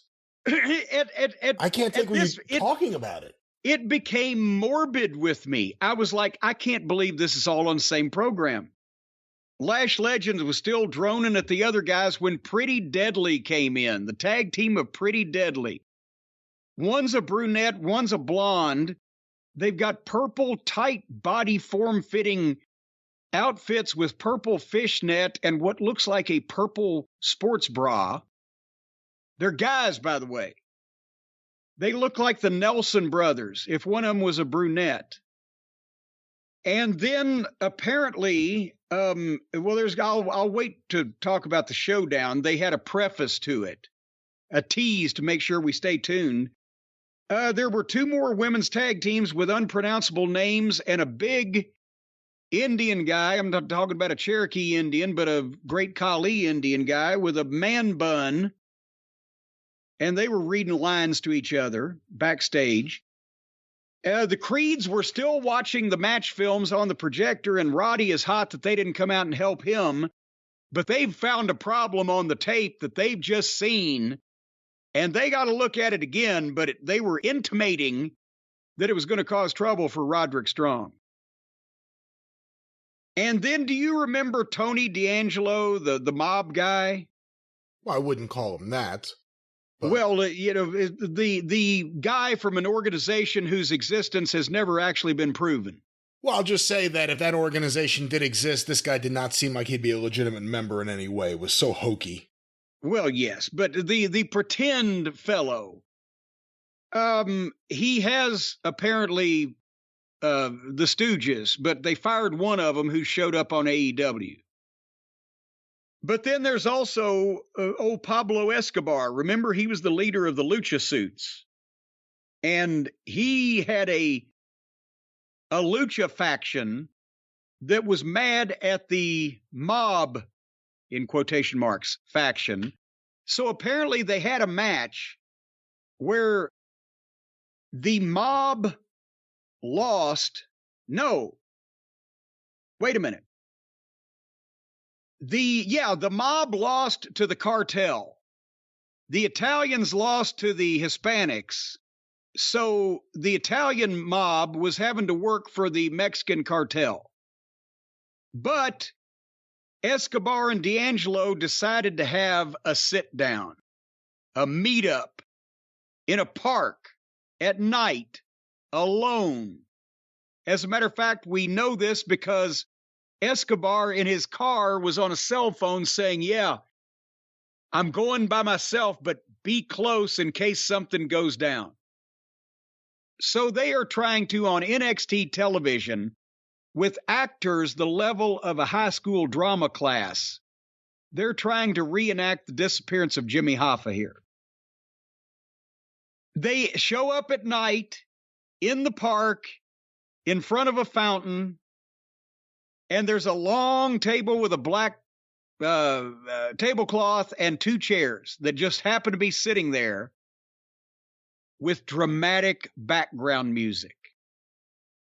And Brian, this fulfilled the writer's fantasies of doing mob movies. It was unbearable. Now we've joined bad acting with amateur screenwriting. And it was long. But next week, the bottom line is there's going to be a match. If Pablo Escobar loses, he will leave NXT forever. But if Tony D'Angelo and Tony gets to keep Pablo's Stooges, right? But if he wins, if Pablo wins, then his group is free of D'Angelo. And it's a street fight. I was slack-jawed that they would think that this is something that they should present on a wrestling program or any other program. But that was followed up, Brian, by Tiffany Stratton. Remember the blonde daddy's girl, the rich, the one they basically gave Taya Valkyrie's gimmick to after they ran her off, but this girl can't do it as well. And she doesn't have a cute puppy. So she walks down a hall, sees her dressing room, her name's on the door. She goes in the door. And when she closes the door, Wendy Chu is behind her with night vision goggles. And Wendy Chu flips the lights off, and it's dark, and you hear the sound, the horrible noises, the crashing and the banging and the grunting and the groaning. And then she turns the lights back on, and there's Tiffany Stratton down there buried underneath broken items, moaning and groaning, and Wendy Chu takes the night vision goggles off and walks back out of the room. Are you sorry you missed this yet? No, I'm sorry. I just felt like I chugged a bunch of Beam over here listening to this review. We're going to get to Beam. We're going to get to Beam later on. Can I get to it now? Don't rush the Beam. Pretty Deadly. That wasn't the end? That's not the end. That wasn't... Oh, God. Pretty Deadly comes out to face Malik Blade and Idris Enough. And did I mention Pretty Deadly looks ridiculous? But they won when the Cowboy team of Briggs and Stratton got involved and a lot of shit happened. And the Pretty Deadly won the match, and then Lash Legend came out and beat up one of the other girls. I don't know who's related to who. And then they had a weird video about how cool that. Remember Toxic Attraction as the girls' tag team champions. Mandy Rose was the leader. I think she was the single girl champion. And then you had Gigi Allen and Jane Wayne Gacy were her tag team cohorts. And they did a video about how cool they are, about how they march to the beat of their own drummer and nobody tells them what to think or how to do or how to dress or whatever this whole bunch of gaga was. And they're sipping cocktails, and one of them had a tattoo somewhere. It just appealing to the young people is apparently what this is trying to do. It was like a parody video on South Park. Like, remember when they renovated, they gentrified the area of South Park around Kenny's house? And it was Soto Sopa, and then the Shitty Pa of town. It was like a parody video. It's something you would see as an advertising fucking campaign for their new vodka or something. And they're heels. They're not supposed to be cool. And then Cora Jade wrestled Zoe Stark in the television main event. And Zoe Stark won, then Roxanne Perez chased Cora Jade off with a kendo stick. Mandy Rose tried to attack Zoe, but Stark hit her finish on Mandy, and they went off the air. And I wrote in summation, is this the worst wrestling show I ever saw? So we're going to give Triple H a couple more weeks. A couple more weeks for Triple H. And I'm telling you, I don't know, it's a Lifetime movie over in AEW where the Cucamonga kids and their cohorts are having conversations that grown adult men don't have. And over here, it's like we're appealing to 13-year-olds on fucking Twitch. But the 13-year-olds are better actors. And no, I tell you what, I didn't need my Beam at that point, Brian, because I was already about ready to go to sleep. All I was thinking of, to be quite honest with you, was what in the world am I going to do when I wake up from this sleep to get the bad taste out of my mouth? Now you know where I'm going, don't you? I sure do, and I need to wake up, and I know when I wake up in the morning, I know exactly the first thing I want to do every day. That's right. And after I take that morning Russo, I immediately go down to the kitchen and I sit down and I get me a bowl or possibly even a trough out or a feed bag that I could just tie around my neck and walk or wander around the house with it all morning with my magic spoon in there. And that way I can just, every once in a while, if I want a bite, I can just stick my head down in that old feed bag and just start chewing. And it's good. Your tongue will smack your brains out at the good tasting cereal that you will taste when you taste the Magic Spoon. Folks, we've been so in love with Magic Spoon for so long because it's not like ordinary cereal, everyday run-of-the-mill cereal that you find laying around most people's houses or even in some homeless encampments. You find that kind of cereal everywhere because it's cheap and it's not good for you. It may taste good, but it'll kill you. It'll kill you 1,000,000 times. Stop it, no. It'll ruin your insides. You got the sugar, you got the carbs, you got all the additives and the preservatives and things and such that you shouldn't be putting in your body because your body is God's temple. Come to think of it, all the different people that God has sacrificed at his temple over the years in the sake of maintaining his grip on power. Maybe we better stay out of that temple. That's dangerous too, but you need to take care of your body. So what you do is when you get the Magic Spoon, it tastes great, just like the sugary cereals, but they've spent the time to perfect the crunchy texture. They've developed an astounding variety of flavors that always hit the spot. Whatever spot you got, it'll hit it. Right spot, G spot, makes no difference. You're getting your spot hit. And it's got that sweet, crunchy texture that you love from childhood, but it's healthy. And whether you want to pour the milk on it, or the Sprite Zero, or the coffee, and that way you can have your coffee and cereal at the same time, it's always good.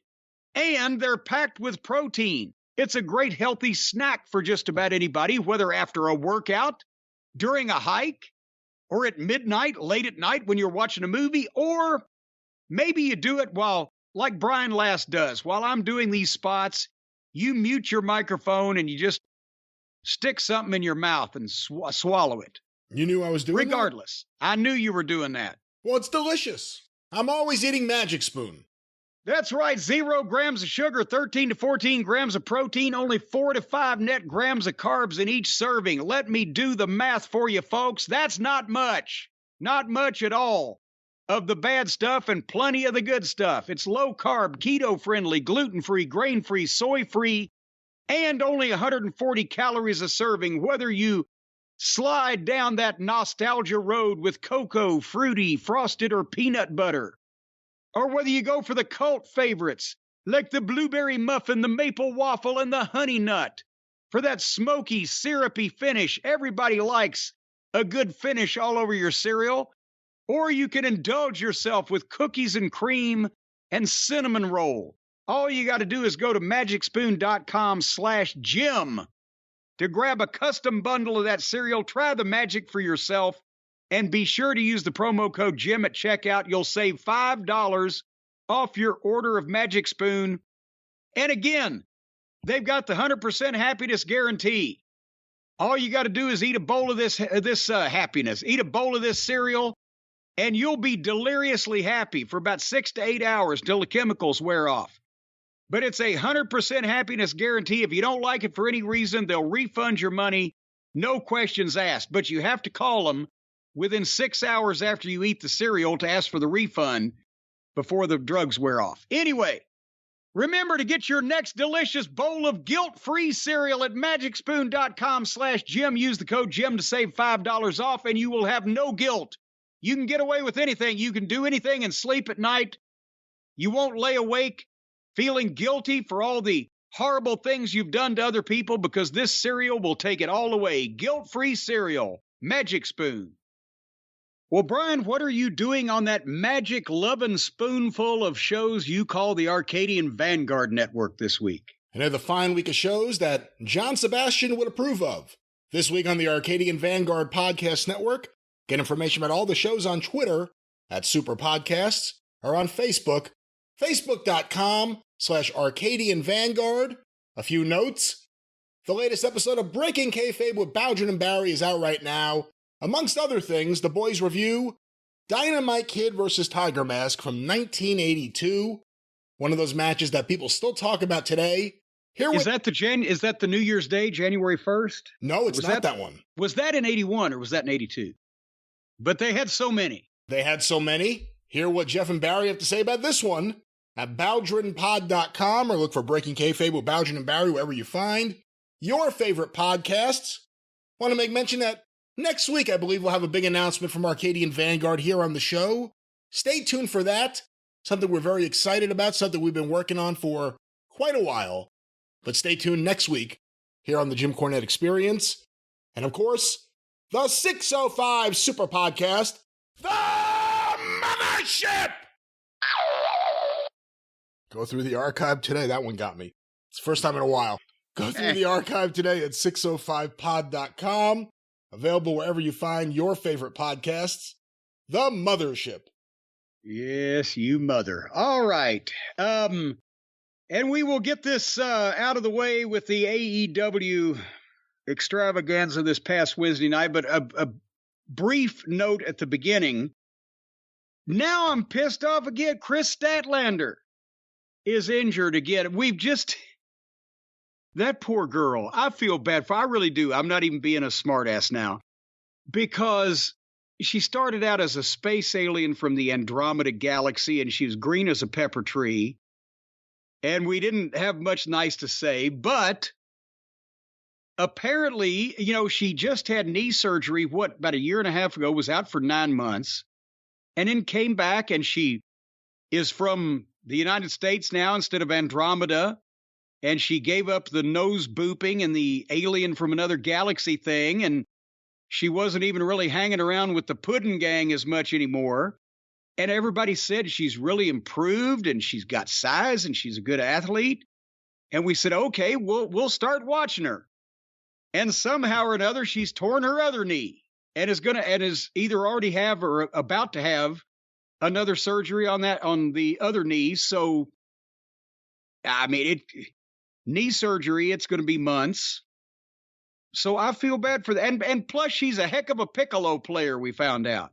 Or a flute, or whatever it is that she was playing. There was some type of woodwind instrument in that clip. I thought it was a recorder from 4th grade. What I didn't go to 4th grade. See, I skipped right past that.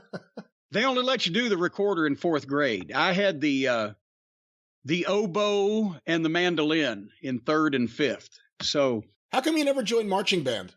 Or band in general? I shouldn't say marching, but just band. Well, I can't play an instrument. I'm not musical. If I hadn't been born a boy, I wouldn't have had anything to play with when I was a kid. Well, that's where they teach you how to play an instrument.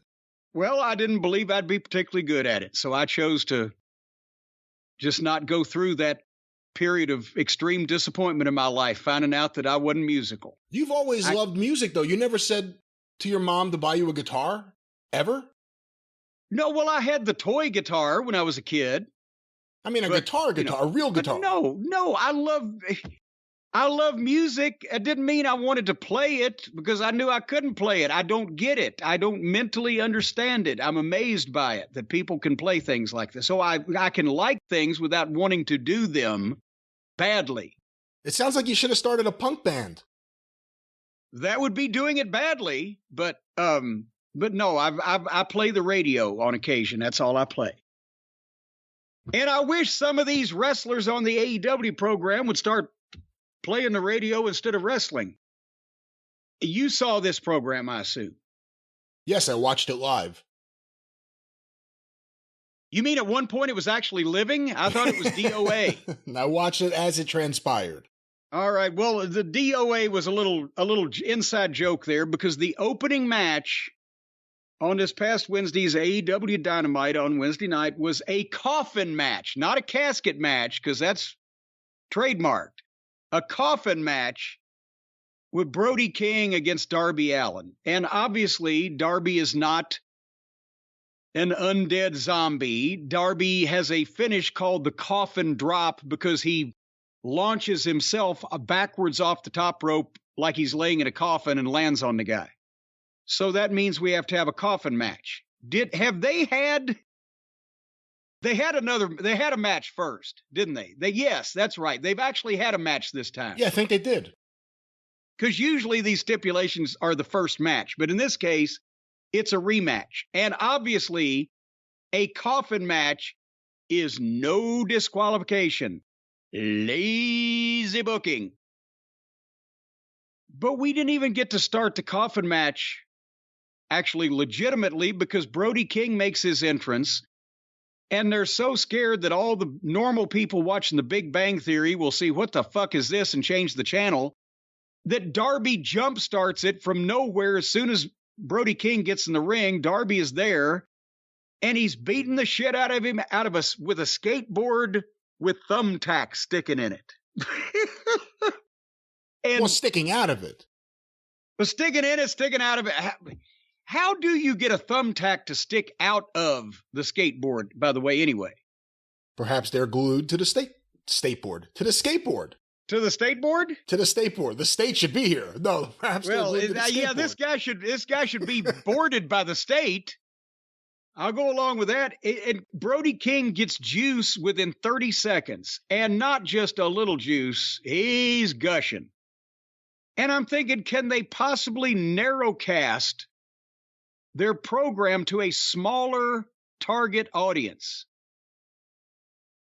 And I don't think that the key to keeping the viewers from The Big Bang Theory is by running people through a razor blade factory immediately afterwards. So then Brody King throws Darby into the crowd, but he comes back, and Brody is bleeding everywhere, all over people, fans slinging blood, and Darby gives Brody King a sunset flip powerbomb off the top buckle and then pushes him out to the floor and then goes out there, and Brody King responds by just running Darby Allin into the guardrail. And Darby is taking the bump where he'll just launch himself, flip upside down, and hit the railing full force with his entire body flying in the air. And they did this in numerous spots in the match. And Darby, what's your backup plan when you hit that railing and it goes into the fucking kid's face and their looks are harmed for life and they sue and Tony Khan ends up washing their fucking dishes for the rest of his life? So both guys are just drenched in blood, but it was all Brody King's, I think, although the way that Darby was taking bumps out on the floor, he could have cut himself open on anything. And then, like I said, they were out in the crowd spurting blood, going to the break. And then during the break, apparently, they set up a table on the floor because as soon as we were back from the break, I'm talking like within 3 seconds, Brody King does a splash off the top rope through the table because Darby moved and straight to the fucking floor. And I'm surprised he didn't break both of his arms because he had him down. And so it's 10 minutes into the show and we are full garbage. They're going through tables in a no DQ coffin match. Blood is everywhere. And then Darby gets in the ring and puts a table up in the ring and the lights go out. And it takes forever as usual because whether it's the talent or whether it's the walkthrough, or they don't do it like the WWE does it, where you can lights off, lights on. Wow, how'd they do that? It's lights off. By the time the lights come back on again, the whole arena could be empty. Somebody could have picked everybody's pocket. And then Malachi Black and his little sidekick buddy are at ringside. And to quote an old friend of mine, God, the House of Black are tiresome. So Darby looks at the heels standing on the floor. And he's in the ring and he looks at the heels that are on the floor and then he turns his back on them and runs the other way to the ropes to run back across the ring and dive out and try to dive out on them like they were stupid enough to stand there and wait for him. But when he hit the ropes, Julia Hart comes from under the ring and trips him, pulls his leg. And then both the heels on the floor just get in the ring and kick the shit out of Darby Allin in front of everybody. In front of the referee, in front of the fans. It's no disqualification. But when you're making it this literal, then why did they even start the fight? Why didn't all the heels just come down at the start of the match and kick the shit out of Darby and throw him in the coffin instead of waiting until their guy was a fucking almost bled out? And it's the wrong kind of heat. It's like when the 15 heels beat up The Undertaker at Royal Rumble 93 and put him in the coffin. It was horrible. People just sit there because it's totally not right in any way. But they kick the shit out of him, and they take forever, and then they lean a table up, and they put Darby on it, and Brody King cannonballs him through the table in the corner. And then everything grinds to a halt, and the people start chanting for Sting. And then Malachi Black points to the coffin, and their friend Buddy opens the coffin, and Sting is in the coffin with a bat where he's been hiding while three heels, unopposed, beat the shit out of his friend. He could have come out of the coffin with the bat and stopped them, but then that would have robbed everybody of the cool visual when they opened the coffin. So remind me not to be Sting's friend if I'm getting a shit kicked out of me by three people and he's got the opportunity to make a cool entrance. So then Sting beats up Buddy with the bat and then hits Brody King with the bat, and then tosses his bat to Malachi Black. And Malachi Black stands there and holds the bat, looking at Sting, and then laughs and drops the bat and walks off. Now, meanwhile, there's still a match going on,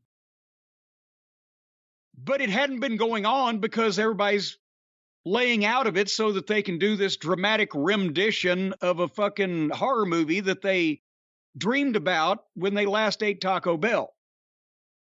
So now Malachi Black walks off out of the ring, and Sting gets out of the ring to go after him, walks right past Brody King, his friend's opponent that's on the floor, and Sting and Malachi Black get face to face on the ramp. Julia Hart has completely disappeared. Buddy, I think, is gone. But now Darby comes back to life as soon as Sting leaves the ring and hits a dive on Brody King. But then Brody King picks Darby Allin up and body slams him on the steel stairs. But then Darby Allin punches and chokes Brody King with his chain that he wears around his neck and hangs him, and then lets go, and Brody King takes a bump off the apron, pirouette, kind of a nice little deadman bump, into the coffin. The lid closes. Boom. Did I describe that match fairly closely to what you saw, Brian? Fairly closely. I mean, the only thing I'll say is that when it first started, I really hated it. And then I thought it was so gruesome. Then I started thinking, just like you said, how's the network going to stand for this? The opening match and the close-ups of Brody King's face were really gruesome. Yet the show would get even more gruesome now that I think about it. Yes. But then they got me. They kind of had a point in the match where they got me. They were hitting each other really hard. And I was into it, and then the lights went out, and they lost me. And they never got me back. And you know what? I think people like Malachi in the ring. They like his kicks. They like his style. I don't think too many people like this and want to see this. And he has, from what we last heard, 4 years left on his contract? Oh, good God. I didn't even think about that. They got to transition him, and if you want to keep these other guys, them away from this House of Black thing into something that fits with the rest of the wrestling show.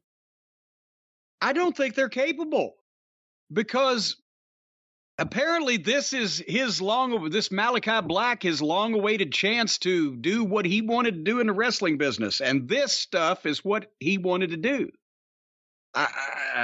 Did you see the Miro promo? Well, we're going to review the show, I'm sure. Well, we ain't there yet, but this thing, at the end of it, I said, no wonder that there are no more wrestling fans left. There are smart marks, and a lot of them are in the locker room.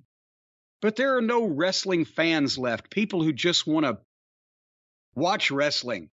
People who don't want to fucking know every goddamn detail and what everybody's doing and what happened in the indie show on such and such day. Because you can't be a fan of this. It makes no sense. It's repetitive. It's stupid. It's fake. It's phony. It's silly. It's smart marks. And most of them apparently are in the locker rooms these days. But there's no wrestling fans left because of shit like this. Plumber Moxley was next. He slurred and snarled about Pain and Jericho. Has anybody given him a cognitive test? I will ask this again. When he checked into whatever facility he checked into, or when he does a regular physical examination, has anybody bothered to say, just follow the shining light with your eyes, anything? So he's apparently in the main event tonight going to push Chris Jericho's fighting spirit or his body to the breaking point, just like he pushes our patience to the breaking point every week when he wrestles. And then Jericho had an answer in the back about Plumber Moxley. Did you notice very interesting verbiage Jericho was using? He would never say interim world champion. I'm going to be the interim world champion. I'm going to beat you, Moxley. You're the interim. The AEW world champion. He was the first one, and he's going to be the next one. It wasn't a bad promo that Jericho did, but I think was he trying to jockey himself into position to say that I'm challenging for the real world title because of what would happen at the end of it? It's just very interesting that he never used the phrase interim the whole time that he was talking about it. Did you, or am I now breaking things down too granularly? I don't know, because I didn't pick up on it, but I wasn't paying all that close of attention. I thought Jericho did a pretty good promo, actually. It was all about AEW World Champion, not interim. Is he trying to, because, I mean, look, Punk versus Moxley is the shits for a return for Punk. As we mentioned, Punk should have a heel to fucking slay, to get even with, to right a wrong, whatever.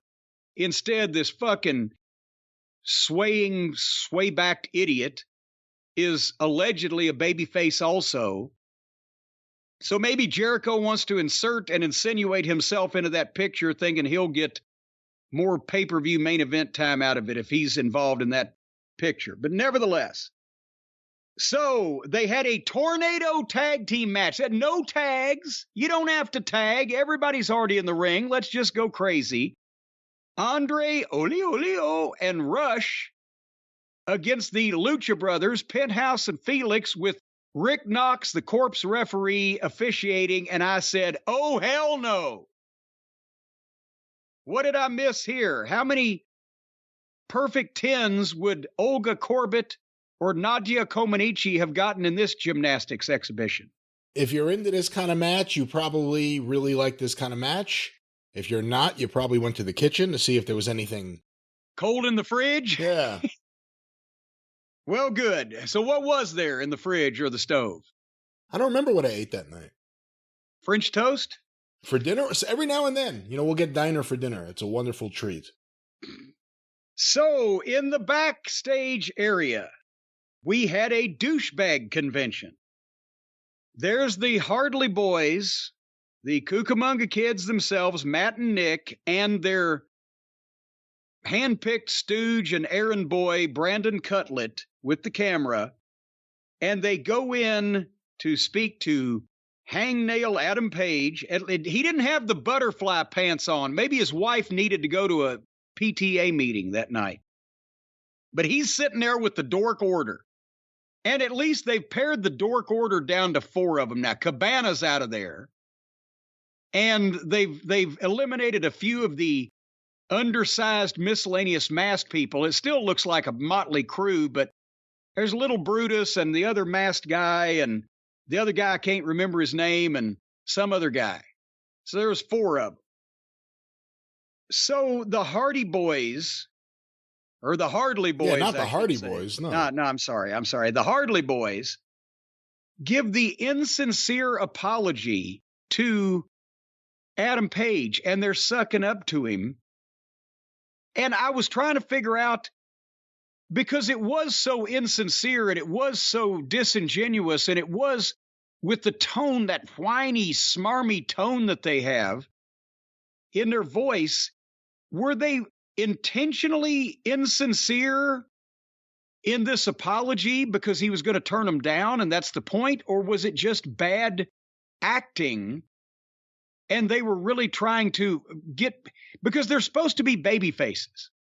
So if you're supposed to be a baby face, then you would want the fans to be supportive of your request of Adam Page to be their partner in the 6-man tag team tournament. But since they sounded so douchebaggish about it and insincere, the fans would say, no, we want Adam Page to turn them down because obviously this is some kind of trap. But that doesn't make any sense because they just turned babyface. So it was either intentionally insincere or bad acting, but they apologize and suck up like a Lifetime movie or a high school romance. And I wrote, these people are all in their 30s.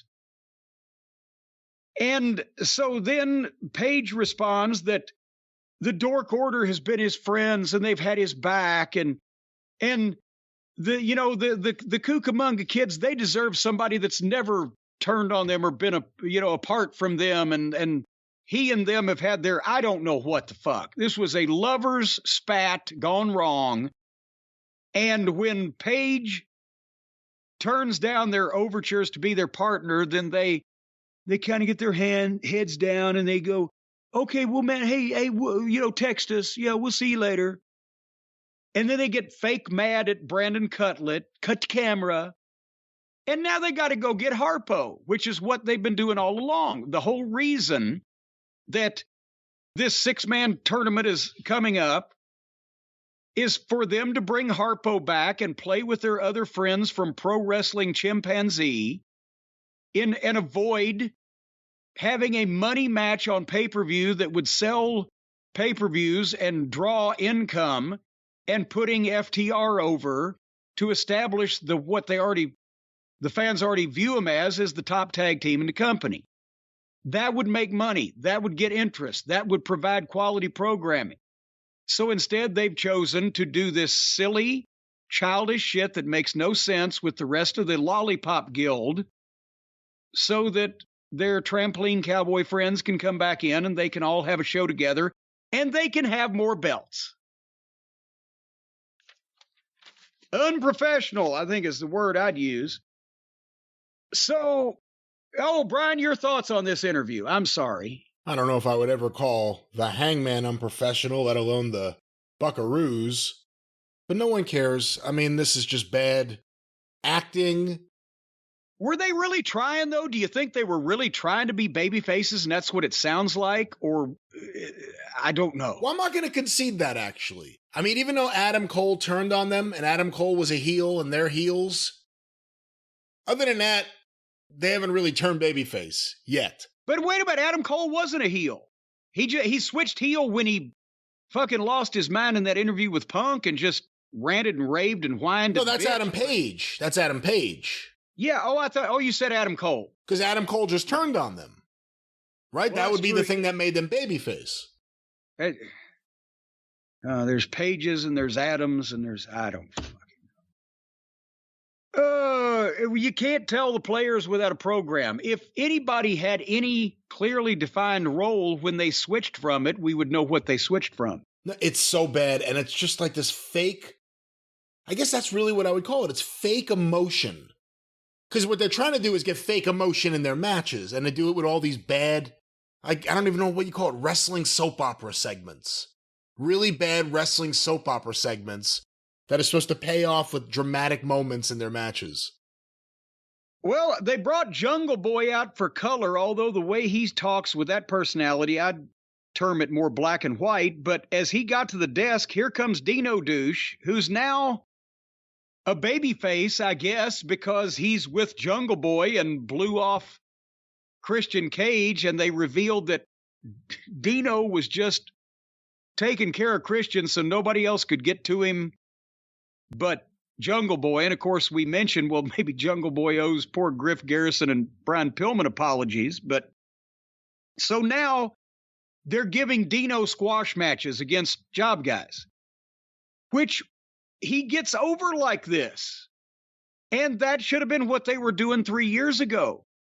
But we first saw Dino Douche when he's trying to have competitive matches with the rest of the gymnasts and doing backflips for no reason.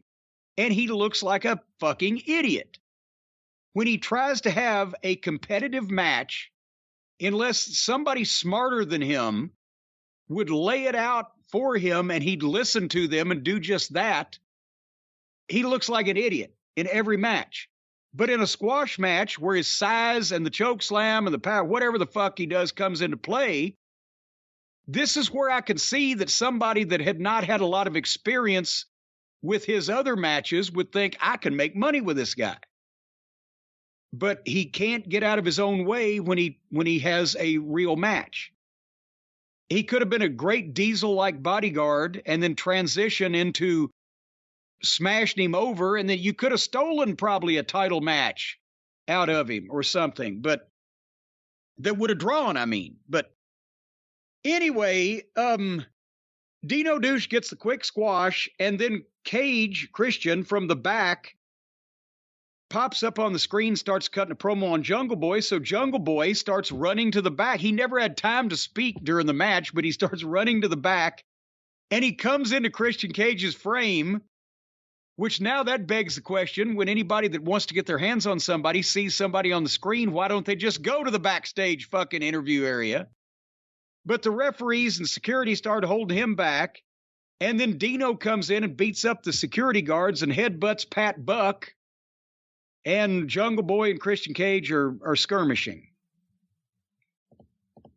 What's going on here? Do we still know, or do we still not yet know whatever the fuck is happening with who's the dinosaur? Whose side is the dinosaur really on? I'm wondering. We did say last week he has not put his hands on Christian Cage yet. And that just means that, well, you know, if Jungle Boy wants to be portrayed as a blithering idiot of a babyface, I hope he turns on him. Dino, I mean.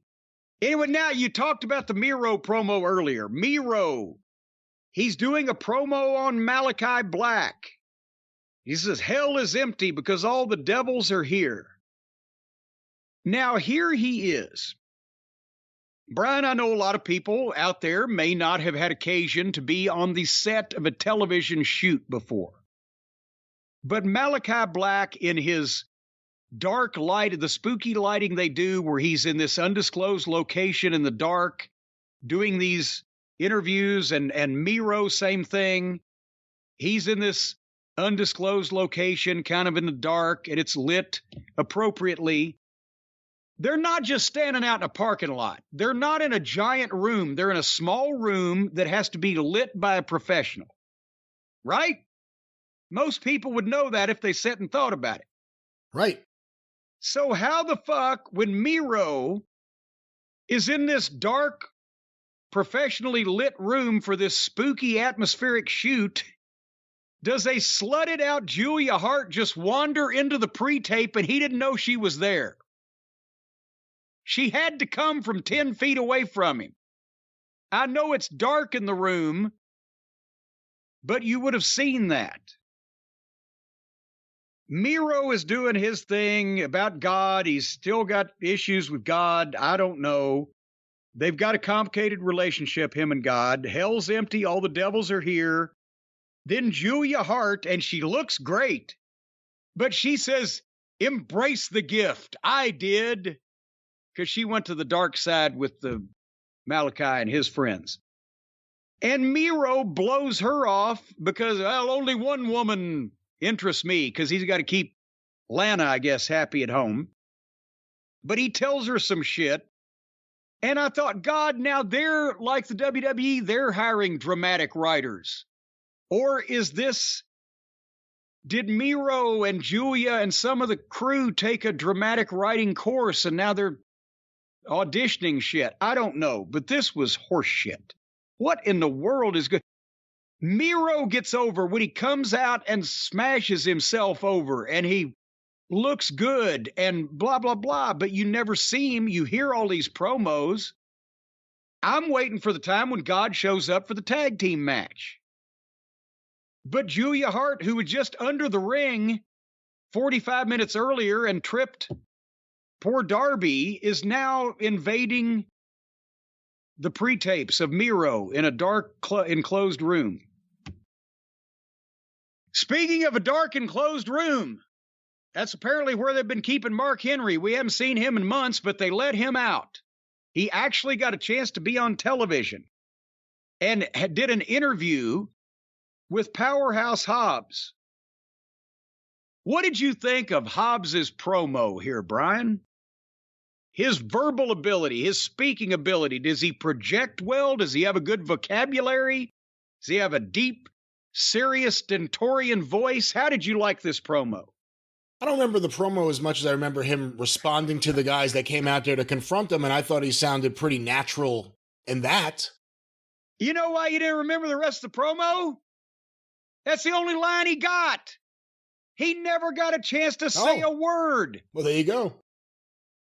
Mark Henry is there with Powerhouse Hobbs, and before he says a goddamn syllable, utters a fucking sentence, any word, anything, here comes QT Marshall and what do they call them? The factory now. Can't be a Nightmare Factory anymore. The namesake departed.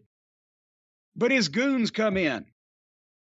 And QT, who is also a heel and his guys are heels, QT puts Hobbs over, talks good about him, which is probably a sign that they didn't trust Hobbs to do it himself, which is probably a sign that they've been spending too much time on teaching these goddamn 150-pound wet noodles how to do cartwheels instead of teaching this goddamn money-drawing ball player how to talk.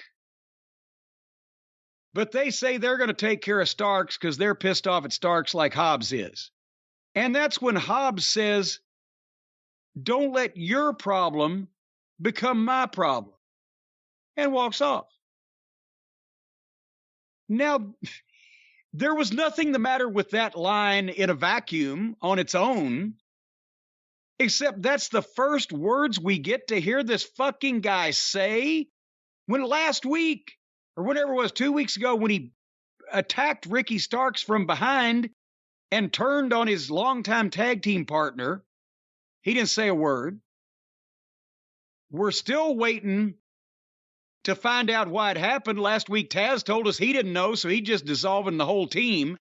Now they've got an opportunity for Hobbs to come out there and channel a little hacksaw Butch Reed, who thought so much of him, or just get himself over and talk about, now Starks talks about his time. His time had come. His time was overdue. What about my time? And if it comes between your time and my time, Ricky, you ain't going to make it. I'm going to thump you, whatever the fuck. And then have the guys come in. But as it was, all you saw was a line that was more sleepwalking than surly, not particularly delivered with any menace. And he walked out. 1, 2, 3, 4, 5, 6. 6 words. That's what I didn't like about Hobbs's promo, is that he didn't get to do one. But we get to hear Daniel Garcia talk every fuck. Has anybody, can we get Maury Povich? Who's doing them these days? Is Maury still around? Paternity test. No, he just retired. DNA. He retired. Okay, who can do the DNA on Tony Khan and Daniel Garcia? Oh, you stop. Come on. No, I'm convinced now that Tony Khan has found out I don't know if he's had affairs in Tony in his past, or if he's had professional relationships, or if he's paid off any people for NDAs, but some way or another, Daniel Garcia is his illegitimate son. You know, Brian, at this point in the particular television program I was watching, that's when I said, you know, normally I would be so bored that I would just be dropping off to sleep now, but this show is so disturbing and so shocking and so rattling, I'm going to need something to sleep tonight. That's what I said to myself. Did you say the same thing to yourself? I don't remember at what point in the show, but I'm pretty sure I said that several times to myself. Because you were delirious, probably. You were delirious, and you knew that you were going to need something to calm yourself down and get yourself to sleep after the shocking things that you were seeing. And you don't want to go with narcotics, folks. You don't want to go with the drugs. You don't want to go with the pharmaceuticals. You want to be more natural. You want stuff that's naturally sleep promoting with premium ingredients, and it's triple lab tested to make sure they've got all the drugs and the pharmaceuticals and the chemicals and everything out of there. Well, I guess you can't get chemicals out of everything because everything is made out of chemicals. But this is only good chemicals, folks. I'm talking about our friends at Beam and their best-selling Dream Powder, the healthy hot cocoa that will give you a fabulous night's sleep. Because, Brian, and you know this, you know it as well as I do, you're a statistician. 98% of people surveyed fall asleep faster when taking Beam Dream. 99% of people experience better sleep quality. And 100% of the people could book better than Tony Khan while they're asleep. That's what Beam Dream Powder will do for you, folks. You don't want to have poor sleep. It causes weight gain and mood issues and poor mental health, lower productivity. You do not want to lower your productivity. You want to increase it. If you sleep less than 6 to 7 hours a night, you reduce your white blood cell count. And if you fuck up your white blood cell count, then you got to start all over again from scratch. And by the time you count 1,000 or so of those white blood cells and you mess up, you got to start from scratch, 1, 2, it's just time consuming. So keep track of your white blood cells with the Beam Dream Powder. All you got to do is just mix it up into the hot water or the milk. Milk gives it a little better body, and enjoy it before bedtime. Or any time for that matter, any time that you'd like to just drop off with very little notice and be unconscious for a significant amount of time, just take a gulp of this. Just don't be behind any heavy machinery, and try not to drink a cup of this before sexual activity, because that could hurt some people's feelings if you drop off right in the middle of it. Anyway, if you don't love it, also, this is another one of these suckers that are going to give you your money back. So it's on the honor system. You know, a lot of people are just throwing money away these days. They're not suckers. They're confident in their product. Well, but a lot of people are liars these days. So you can be confident in your product. It is the greatest product in the world. But to come out and say that they're guaranteeing you if you don't like it, you're going to get your money back, well, that just opens people up to misrepresentation. And there's a bunch of people out there that will lie and try to have their Beam and their money back too, and that's just not fair. So for a lot of these crooked people, I say they shouldn't do this, but Beam is so nice. The Beam people are so nice and friendly, they're going to do this, even if you're lying. But just remember, what goes around comes around, and one of these days, Beam will come down on you. Folks, right now, for a limited time only, you can get $20 off when you go to Shop Beam, that's BEAM, shopbeam.com/JCE. Use the code JCE at checkout for $20 off of a delicious serving, multiple servings, as a matter of fact, of the Beam Dream Powder. It's cocoa, and you'll be cuckoo over it. Beam. Well, you can't say that. That's another cereal's catchphrase. This is not a cereal. Well, that's true. So I got no problem here. All right, You'll be cuckoo for the cocoa. No, don't say that. Just to be safe. This cocoa is not caca. You could say you'll be cuckoo for the Beam. That's fine, but the other one's a little too close to home.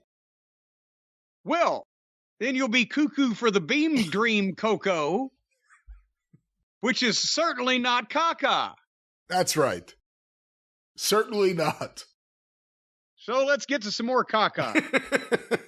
Well, now that we've had a good night's sleep, I woke up, the show was still on, and the Carpenters are still banging, and I got a chance to see Jade Lethal. Well, now, this is quite a handsome surprise here. We actually had a chance to see Jade Lethal, but is he wrestling? No. He's barely talking. Sanjay Dutt now gets to do all the talking. And they're all dressed up. Jade looks good. The giant pinhead looks like the giant pinhead. And Sanjay looks like he raided Johnny Polo's closet, I think. I don't know. But Sanjay needs to concentrate on the office work. I like Sanjay. He was a good wrestler. And he's had a lot of, as we talked about last week on the show, since he's been promoted, he's got a lot of experience working for Impact, Global Force, whatever in the office. And I got no problem with that, but it's coming off like he's trying to be, as you said last week, the term may be an underneath manager. And Zippy needs training.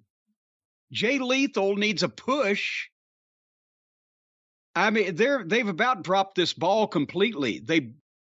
They had the opportunity, like they've had with so many other guys they brought in that have talent. Just start using him the right way from the beginning. Don't bring him in. Don't bring any of these guys in and beat them 3 or 4 times on television and then stick them in an angle. He's had 1 win on television, I think, in the last, 2 months or more, and that was against the fucking mascot. And now they're cutting a promo. They want 1 more match with Wardlow. Oh, my God. Of course, as soon as those words come out of Jay's mouth, instant music. Here comes Wardlow. And Wardlow agrees to it, that Lethal will get another shot at him, but right now I'm going to kick all 3 of your asses. And as he's headed that way to do that, FTR's music plays. And they, of course, get a big ovation, as Jim Ross calls them, the hottest tag team in the business. And I'm sure that the Cucamonga kids somewhere in the bowels of the building were sticking their pins in a Jim Ross voodoo doll. What do you think Excalibur was doing? Well, he was sitting there shitting himself. I guarantee you, every time that Jim Ross tells the truth that the FTR is the best team in the business and the best team in the company, you could shove a lump of coal up Excalibur's ass and come out with a 10-carat diamond. He's like, are they going to blame me for that? So none of this makes sense, but at least we get to see FTR. So FTR and Wardlow step into the ring, and the heels step out of the ring on the other side. And Sanjay goes down on his hands and knees and looks under the ring, flips up the apron skirt, looks under the ring, can't find what he's looking for, stands up and tells his guys that, and goes to the other side of the ring where he's trying to look for whatever the fuck they were supposed to bring out from under the ring. And then Lethal rolls in and just takes the big rig from FTR, and he rolls out and the heels limp off. So what was supposed to be under the ring? They've got a goddamn 7-foot-plus tall giant that didn't touch anybody or make a move to help in any way. And Jay Lethal is the one who gets the shit kicked out of him again. Come in. So I'm just wondering, what the fuck is going on here? Your thoughts? If I had to guess, I would think that they're hammering. I'm talking about on the television program. I don't know. It's either they're setting them up for a 6-man match, which, based on the way Tony Khan's been booking, will probably be Friday night on a Rampage or something. Or he just wanted to use an underneath heel group to get these guys out there to get a pop.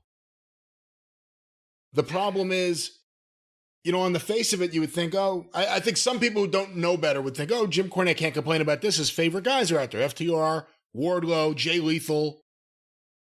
Like you said, Jay Lethal's been used a certain way since he got there. It's hard to take him seriously, even if you want to overlook that.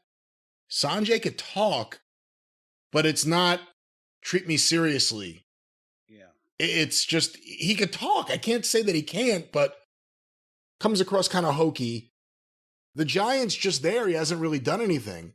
And if Jay Lethal could talk, he doesn't need someone else doing the talking. Wardlow's been completely wasted. If they're going to have him with FTR, at least, I don't even know at least they're continuing. They never had a fight with the Pinnacle, those people in it. But what do any of these people have to do with each other? And before it gets started, we should know that. And with poor Wardlow again, now it's just like, where are we going to put Wardlow this week? They were screaming and throwing babies in the air for him last month, and now he's just floating around with underneath guys and no direction, no purpose.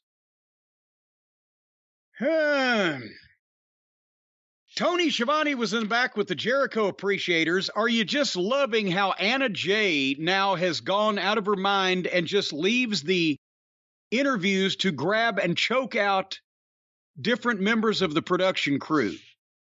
Like that's a thing that would happen, or it would happen more than once before somebody put a stop to it, or it's in any way presented as convincing. None of those things are the case. And she's screaming while she, it's like Mr. Backlund 30 years ago when he'd go out of his mind, but at least he really was somebody who could choke your ass out. Can you imagine if next week she went up to the cameraman like, I'm going to choke you in. And he's just like, I've seen this twice now. He just punches her right in the face. Yeah, there you go. Yeah, how about that? Take that home with you too. Boom, while you're at it. You ain't going to choke me. But then, Brian, they almost got something right. If they could have left it alone, this was perfect. Ricky Starks in a match against Aaron Solo with Comarato and a Go-Go and Cole Carter, who doesn't fit the chant, and QT, of course. There, some or all of them are always on the periphery. And Ricky Starks has a single match. Now he's just switched babyface, we assume. And he never really did get, again, like everybody else, there was no beginning to his run in AEW. He was just there and in matches against top guys, kind of, without ever getting over first. So now they've decided after 2 or 3 years of having these guys in the company, they're going to start giving them the matches to get over that they were supposed to have when they first came in. So Starks has a match with Solo. Old Cole Carter, who was the guy now we found out that got fired from Tony D'Angelo's crew over at NXT, he gets kicked out of ringside for interfering. Wait, I didn't know that. That's where he was? That's him. Oh, that's where he was, yeah. Jesus, I didn't know that.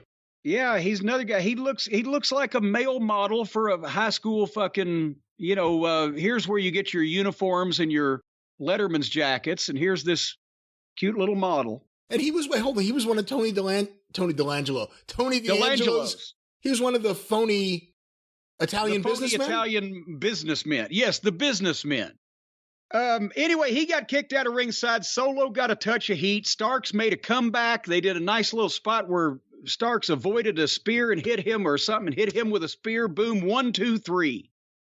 And I was like, nice. After 3 years, Ricky Starks gets a dominant win on television.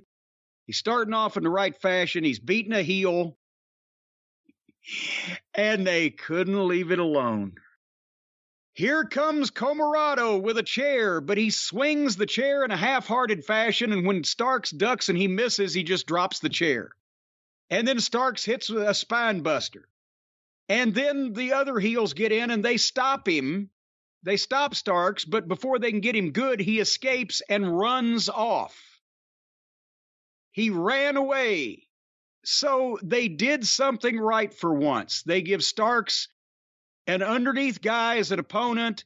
He beats him in he's a heel, so he's going to get to beat a heel in fairly convincing fashion. He gets his hand up in the air, and then the heels jump for an afterbirth. And then they put Starks in the position where I don't care if there's 17 of them, he ran away from job guys. He ran away from underneath talent. A guy that just switched babyface a week ago. And not even against he wasn't even running from the guys that attacked him and caused him to switch babyface. He's running from the Mulkeys. They shouldn't have touched him after the 3 count. They should have taken their ass whipping and gone back to the locker room, because that's the way you get a babyface over. If that happens regularly, then when somebody jumps that babyface after the match and attempts to get even with him, it means something. But if it happens in every single match, as it does in this fucked up Smart Mark company, then you make your baby faces look like idiots for raising their hand and looking at the camera instead of keeping an eye on the heels that they ought to know by now are going to jump them from behind, because it happens unfailingly in every single match. Tony Schiavone was in the back with Pockets and the Puddin' Gang, and 3 guys walked in with no identification whatsoever. I don't believe we've ever seen them before. They were not mentioned by name at the top of it, but the guy in the suit wants to make a deal with Pockets. I assume I don't know what kind of business he would be in that he wants to make a deal with Pockets. Perhaps he wants Pockets to walk his dog. I'm not sure. Then I was about to say, at the end of it, he was finally revealed to be Arya Daivari, Sean Daivari's brother, and he claims to be the richest man in wrestling. Fucking hell. The other 2 guys that were with him, we never found out who they were. What were you going to say? The big guy that was with him with the tattoos on his neck, that was the guy that they released from NXT, Parker Boudreaux. Okay.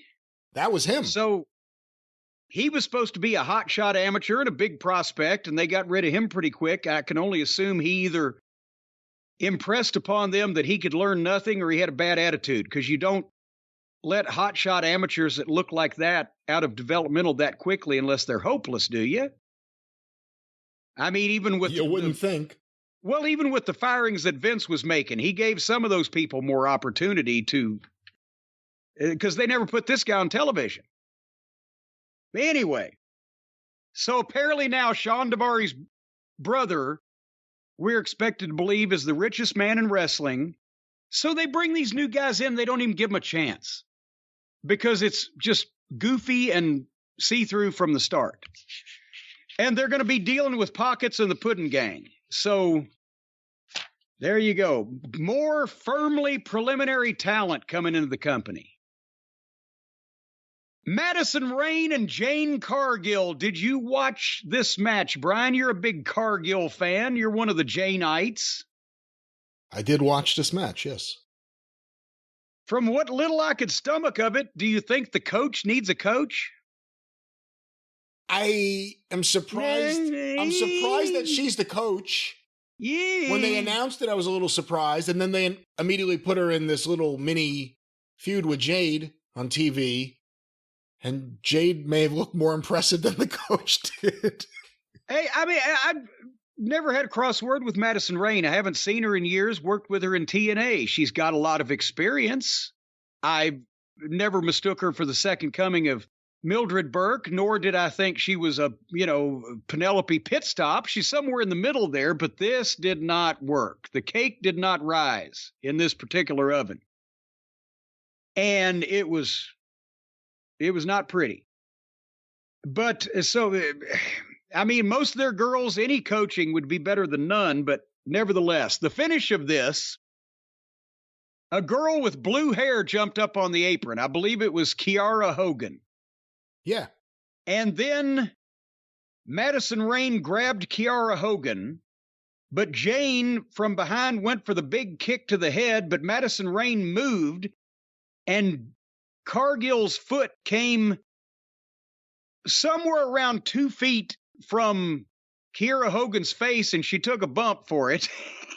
And then at that point, they turned around, and after Madison Rayne had just ducked out of the way, so Jane kicks her own minion off the apron of the ring, they turned around and did a little do-si-do, and Jane just hit her finish. Boom, 1, 2, 3, beat Madison Rayne.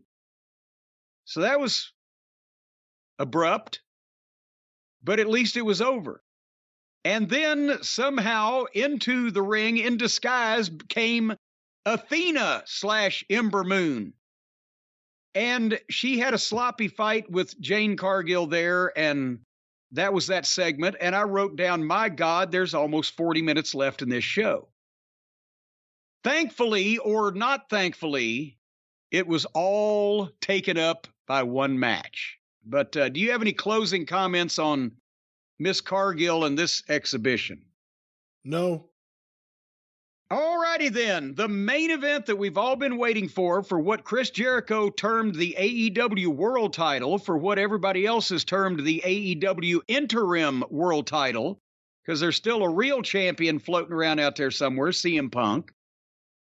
And Jericho is going to fight Plumber Moxley for this prestigious interim championship. And do you think Jericho's heard any of the criticism? He took Judas away from him. He didn't play Judas. He switched up the music. He didn't want him singing along. Or does he want us to think that he didn't want him singing along, but really he missed it more than he misses his mother's kiss? I think it was more that he was trying to play up that this is the mid-90s ECW Chris Jericho. That's why he was wearing what he was wearing. He looked good out there, too. I got to say, I like this version of Chris Jericho more than every other version we've seen in quite a long time. But I think that's why the music, I could be wrong, but I would think that's why the music specifically was what it was. So we want to go back to remind people when Chris Jericho was in an underground promotion that never actually broke even or made a profit and was on limited television, when just several years later he was the world champion for the biggest promotion in the history of the world. That's not the area of time we want to remember. We want to go back to ECW. Okie dokie. Everyone loves a struggling young artist. So is Plumber Moxley, who came through the crowd again, and they had the big fight introductions and et cetera, to eat up some time because Jericho was fucking gassed through this. If they'd have tried to go 30, I think there may have been a fatality. But is Moxley going to go ahead and trademark giving people the finger? Because that's now he's going to blatantly just say, fuck it, I'm embracing this. I'm a Stone Cold Steve Austin cosplayer. I'm going to go all the way with it. How many fingers did we see from Moxley on national television in this one, not segment, but one episode, one match on the program of a couple of segments? Well, he is a rebel. He's from Cincinnati. And one of the things that is interesting when you bring this up is... The Cincinnati Rebels. I've just got that one. Yeah, Mitchell Guzin over there. If he went to trademark giving people the finger, do you think he would bleed in the process?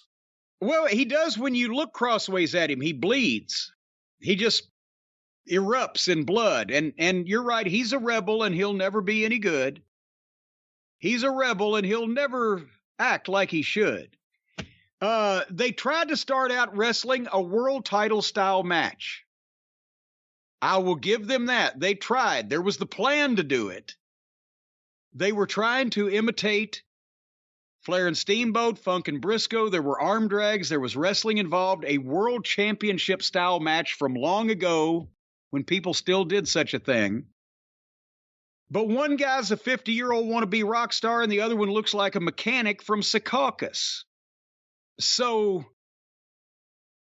I mean, Jericho, were you talking about him looking good in that physically with the hair's not dyed a noticeable dark shade that doesn't match him anymore and he's lost his weight, but goddamn, was this good wrestling? Are my standards just too high these days? I didn't say that. It was certainly a spectacle.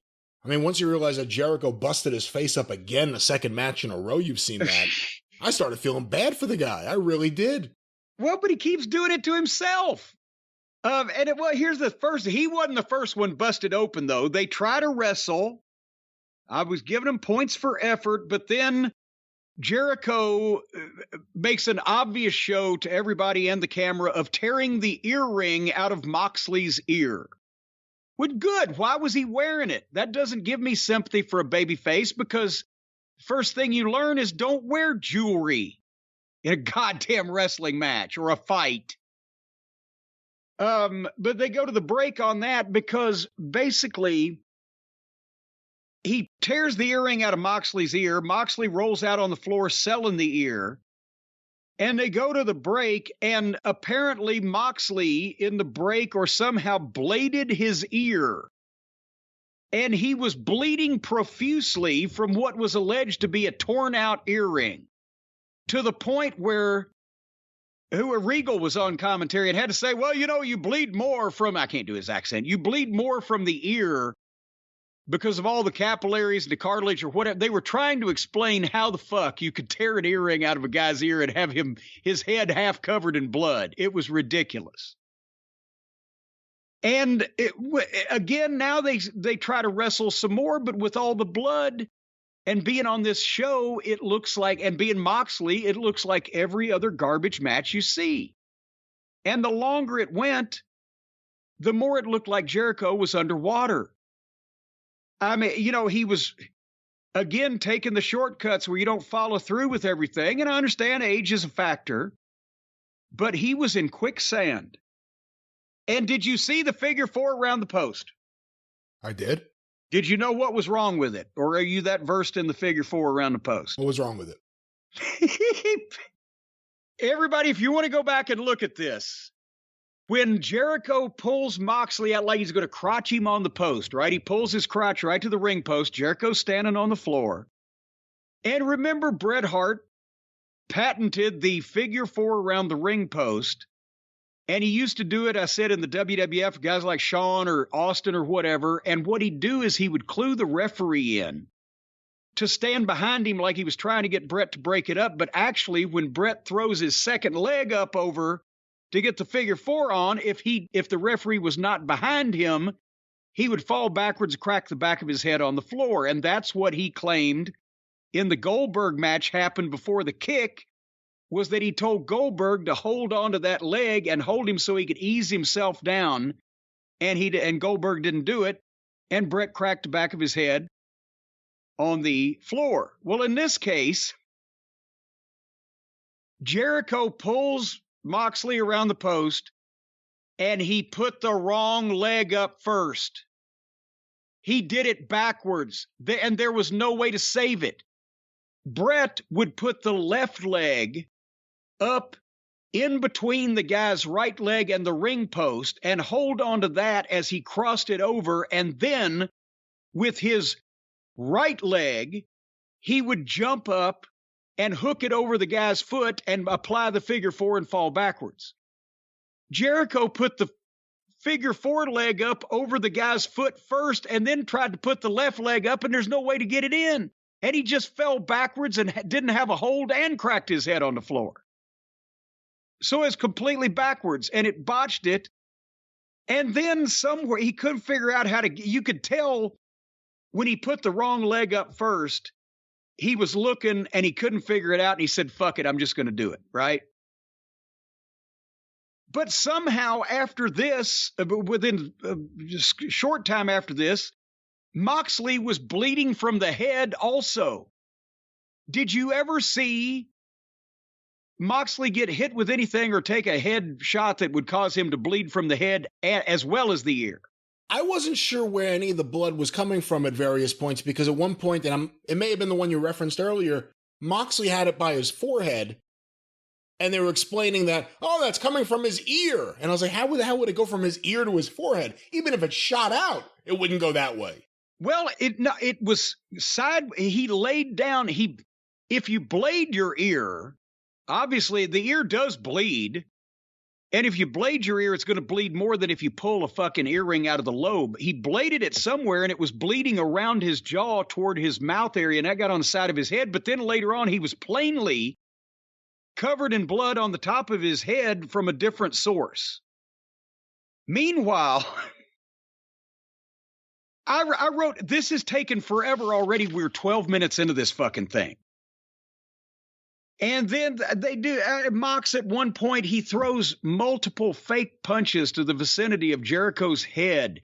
It's like they get down close and they just throw stuff and they think the camera will never see this. And then Jericho, this was the one that got me. Jericho goes and pulls one of the turnbuckle pads off. And, of course, the referee is Dawn Aubrey Stevens. So she goes to put it back on, and he goes and he pulls another one off. And she's fucking with that, and it falls to the floor. So she goes out to the floor to get the loose turnbuckle pad. And JR said something that felt, well, I'm not a fan of the referee going to the floor, because right then, while the referee has gotten out of the ring to retrieve a turnbuckle pad that one of the participants has untied, and it's fallen out there. I mean, there's no ring crew. There's no production assistants. It falls on the referee alone to go get that thing. Jericho motions to the crowd. Sammy Guevara is suddenly in the crowd and has a baseball bat. And he throws it into the ring, and my God, it wasn't like Jericho fumbled it. It's like he would have had to have had a 9-foot vertical leap to get this thing. Sammy overshot him with a baseball bat all the way over his head, behind him in the ring and out on the other side of the floor. Now, Jericho's got to run out to the floor to get it, and they get a shot of Sammy, and he's going, oh, shit. It was a perfect, oh, shit, what have I done? And the referee, old Dawn Aubrey Stevens, is walking back and forth to and fro with her back turned to the entire ring, carrying loose turnbuckle pads so she doesn't have to see this while she's waiting for Jericho to chase this goddamn itinerant bat down. And Moxley staggering around, looking over his shoulder, waiting to get hit with it. If anybody thinks I'm lying, just go back and watch this. And finally, Jericho uses a baseball bat, like everybody does, grabs one end in one hand and one end in the other hand, and pokes Moxley in the head with it, and covers him and gets a 2 count. And then Moxley, after being hit with a baseball bat in the head, comes back and gets a choke. And Jericho is so gassed that he just twisted, basically, and to shoot him off. And Moxley runs he runs 10 feet to the corner and runs his own head into the exposed turnbuckle from a shrug. It wasn't a shoot off, it was a shrug off. But somehow his head made a beeline, like there was a tracking device. And then Jericho hits the Judas. So now Moxley's been run into an exposed turnbuckle and hit with the former world champion's finish that always gets its man, 2 count. So then Jericho gets the title belt, now this time in front of the referee, in the ring with the belt. It's okay, he's actually not going to hit the guy. That's how they reconcile this nonsense. He's not going to hit the guy, so it shouldn't be a DQ. Overlooking that for 80 years, if you were caught in the ring with a foreign object, whether you used it or not, it was a DQ. So he gets the belt, he staggers to Moxley, Moxley sidesteps, and Jericho runs his own face into the exposed turnbuckle that he's the one that took the pad off of it, so he knows better than anybody that it was bare. And he busts his own head open hard way. Wide open, gushing blood. And now as he hits the goddamn buckle and he comes out, Moxley gets a choke. And now there's Jericho realizing he's already bleeding and he's putting his hand up to his head like, what the fuck did I do? A lot of people are going to say, oh, that's where he was getting his color. No, he was already colored. This was a flat palm like, oh my God, is my brain going to fall out? And Moxley's got the choke, and Jericho gets out of that, and he gets the Walls of Jericho, or the Lion Tamer, since we're going retro. And Moxley gets out of that and gets a choke back and holds it forever. And both of them are motionless. And all the intensity is drained out of the thing. And then Jericho tapped out. And by this point, all of Moxley's blood that he looked like he'd been goddamn thrown through a screen door and was in little pieces, it's all dried up, and Jericho is taking a bath in his blood from his unexpected hard way. Have I got this so far? Are you following me here, Brian? Oh, yeah, I watched it. I saw the whole thing. So then here comes Sammy Hagar. Jake Hagar. No, Sammy Hagar. Sammy Guevara and Jake Hager. Oh, that's right. Sammy Hagar. They come in, and Jericho has got a T-shirt from somebody and is holding a fucking compress on his goddamn head before he bleeds out and starts seeing the angel Gabriel in another life. And they're trying to get heat on Moxley. But here comes Claudio and Ortiz. Santana nowhere to be seen. Is he still around? Here comes Yuta and Kingston. So now they have this giant fake fight where everybody's throwing fake punches and fake kicks. And the baby faces outnumber the heels 5-3. But then suddenly here comes Daniel Garcia and Daddy Mac Daddy and Cool Hand Luke, and they do more fake fighting. Have you ever seen more supposedly trained professional wrestlers throw more fake-looking shit that you can see daylight through a mile away than these brawls that they have on AEW? It's embarrassing. It happens a lot, especially and it's with the same people over and over, too. And finally, Jericho gets the belt, the title belt, and they hold Moxley up. And they hold Moxley up. And they hold Moxley up because the sound man's trying to find that button. And finally, like Mussolini, thank fuck he's back. Because if I had to watch any more of these shows without him, I was going to crack. Here comes Punk. And for 45 seconds, again, we were transported back to a wrestling program. Because here comes CM Punk, the returning champion, the conquering hero. He's running down the ramp. The people are blowing. It's a big pop. He makes a big comeback. All the heels bump for him. It's laid out perfectly. Old Cool Hand Luke meets him in the entranceway. One shot and a big bump. And Sammy tries to plancha over the ropes, and Punk sidesteps him and grabs him and shovels him into the stairs, rolls into the ring, backdrops Hager over the top, lays waste to the other guy with the fat face or whoever the fuck it was, and then Jericho takes 2 bumps and he bails out.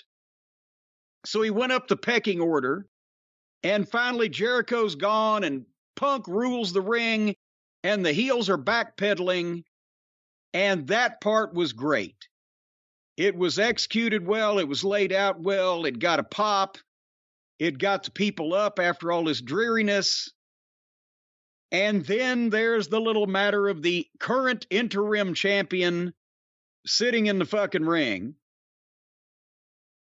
And except I don't understand why Moxley was, while Punk was keeping an eye on the heels, Moxley is behind Punk, not looking at Punk, but acknowledging that he knows Punk is behind him and making faces of somebody like, yeah, I know what's going on. Whatever, like, I think he was trying to kill the deal. I don't think he likes having, I think since Moxley believes he's a blood-drinking vampire and a goddamn crazy pain freak lunatic. I will come to your house and there'll be glass and blood everywhere. Yeah, I'll come to your house and stick thumbtacks in your elbow. I don't think he liked the idea of being saved by a bigger star that's more popular and draws more money and is more accomplished performer, because he was making faces behind it, and that didn't fucking set well to me because it looked like he was diminishing or making mockery of what was going on instead of trying to get it over.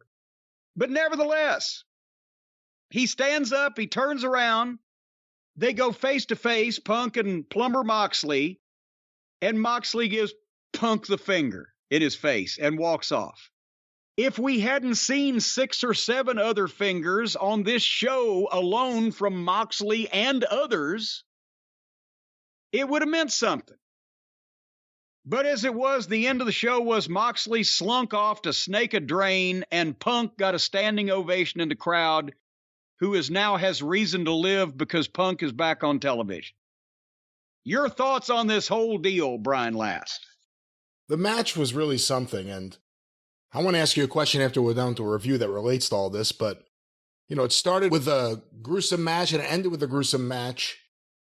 I don't know if CM Punk saved... There's another thing. Why in the world would they do the fucking blood in the first segment when they knew they were going to have, even though part of the blood in the last segment, the world title match, wasn't planned, they still had some planned. Why the fuck? Why can they not control themselves? I'm just going to say one more thing, and I'll let you have it. I'll be goddamned if there was a wrestling show in history where another manager on the card was going to bleed. I'll be goddamned if I would have got juice. I mean, I don't understand why they don't have a problem with going out there and cutting themselves open when somebody else has already done it, so it doesn't even mean anything. Go ahead. What the fuck? I don't know if CM Punk saved Moxley from Jericho as much as he saved all of us from this show. When he came out there, the pop, the reaction, it was like a real star has finally returned to the show. Based on the way they left the ring, it makes me wonder if they're setting up Moxley and Claudio and that group as heels, which can only be better than them as babyfaces.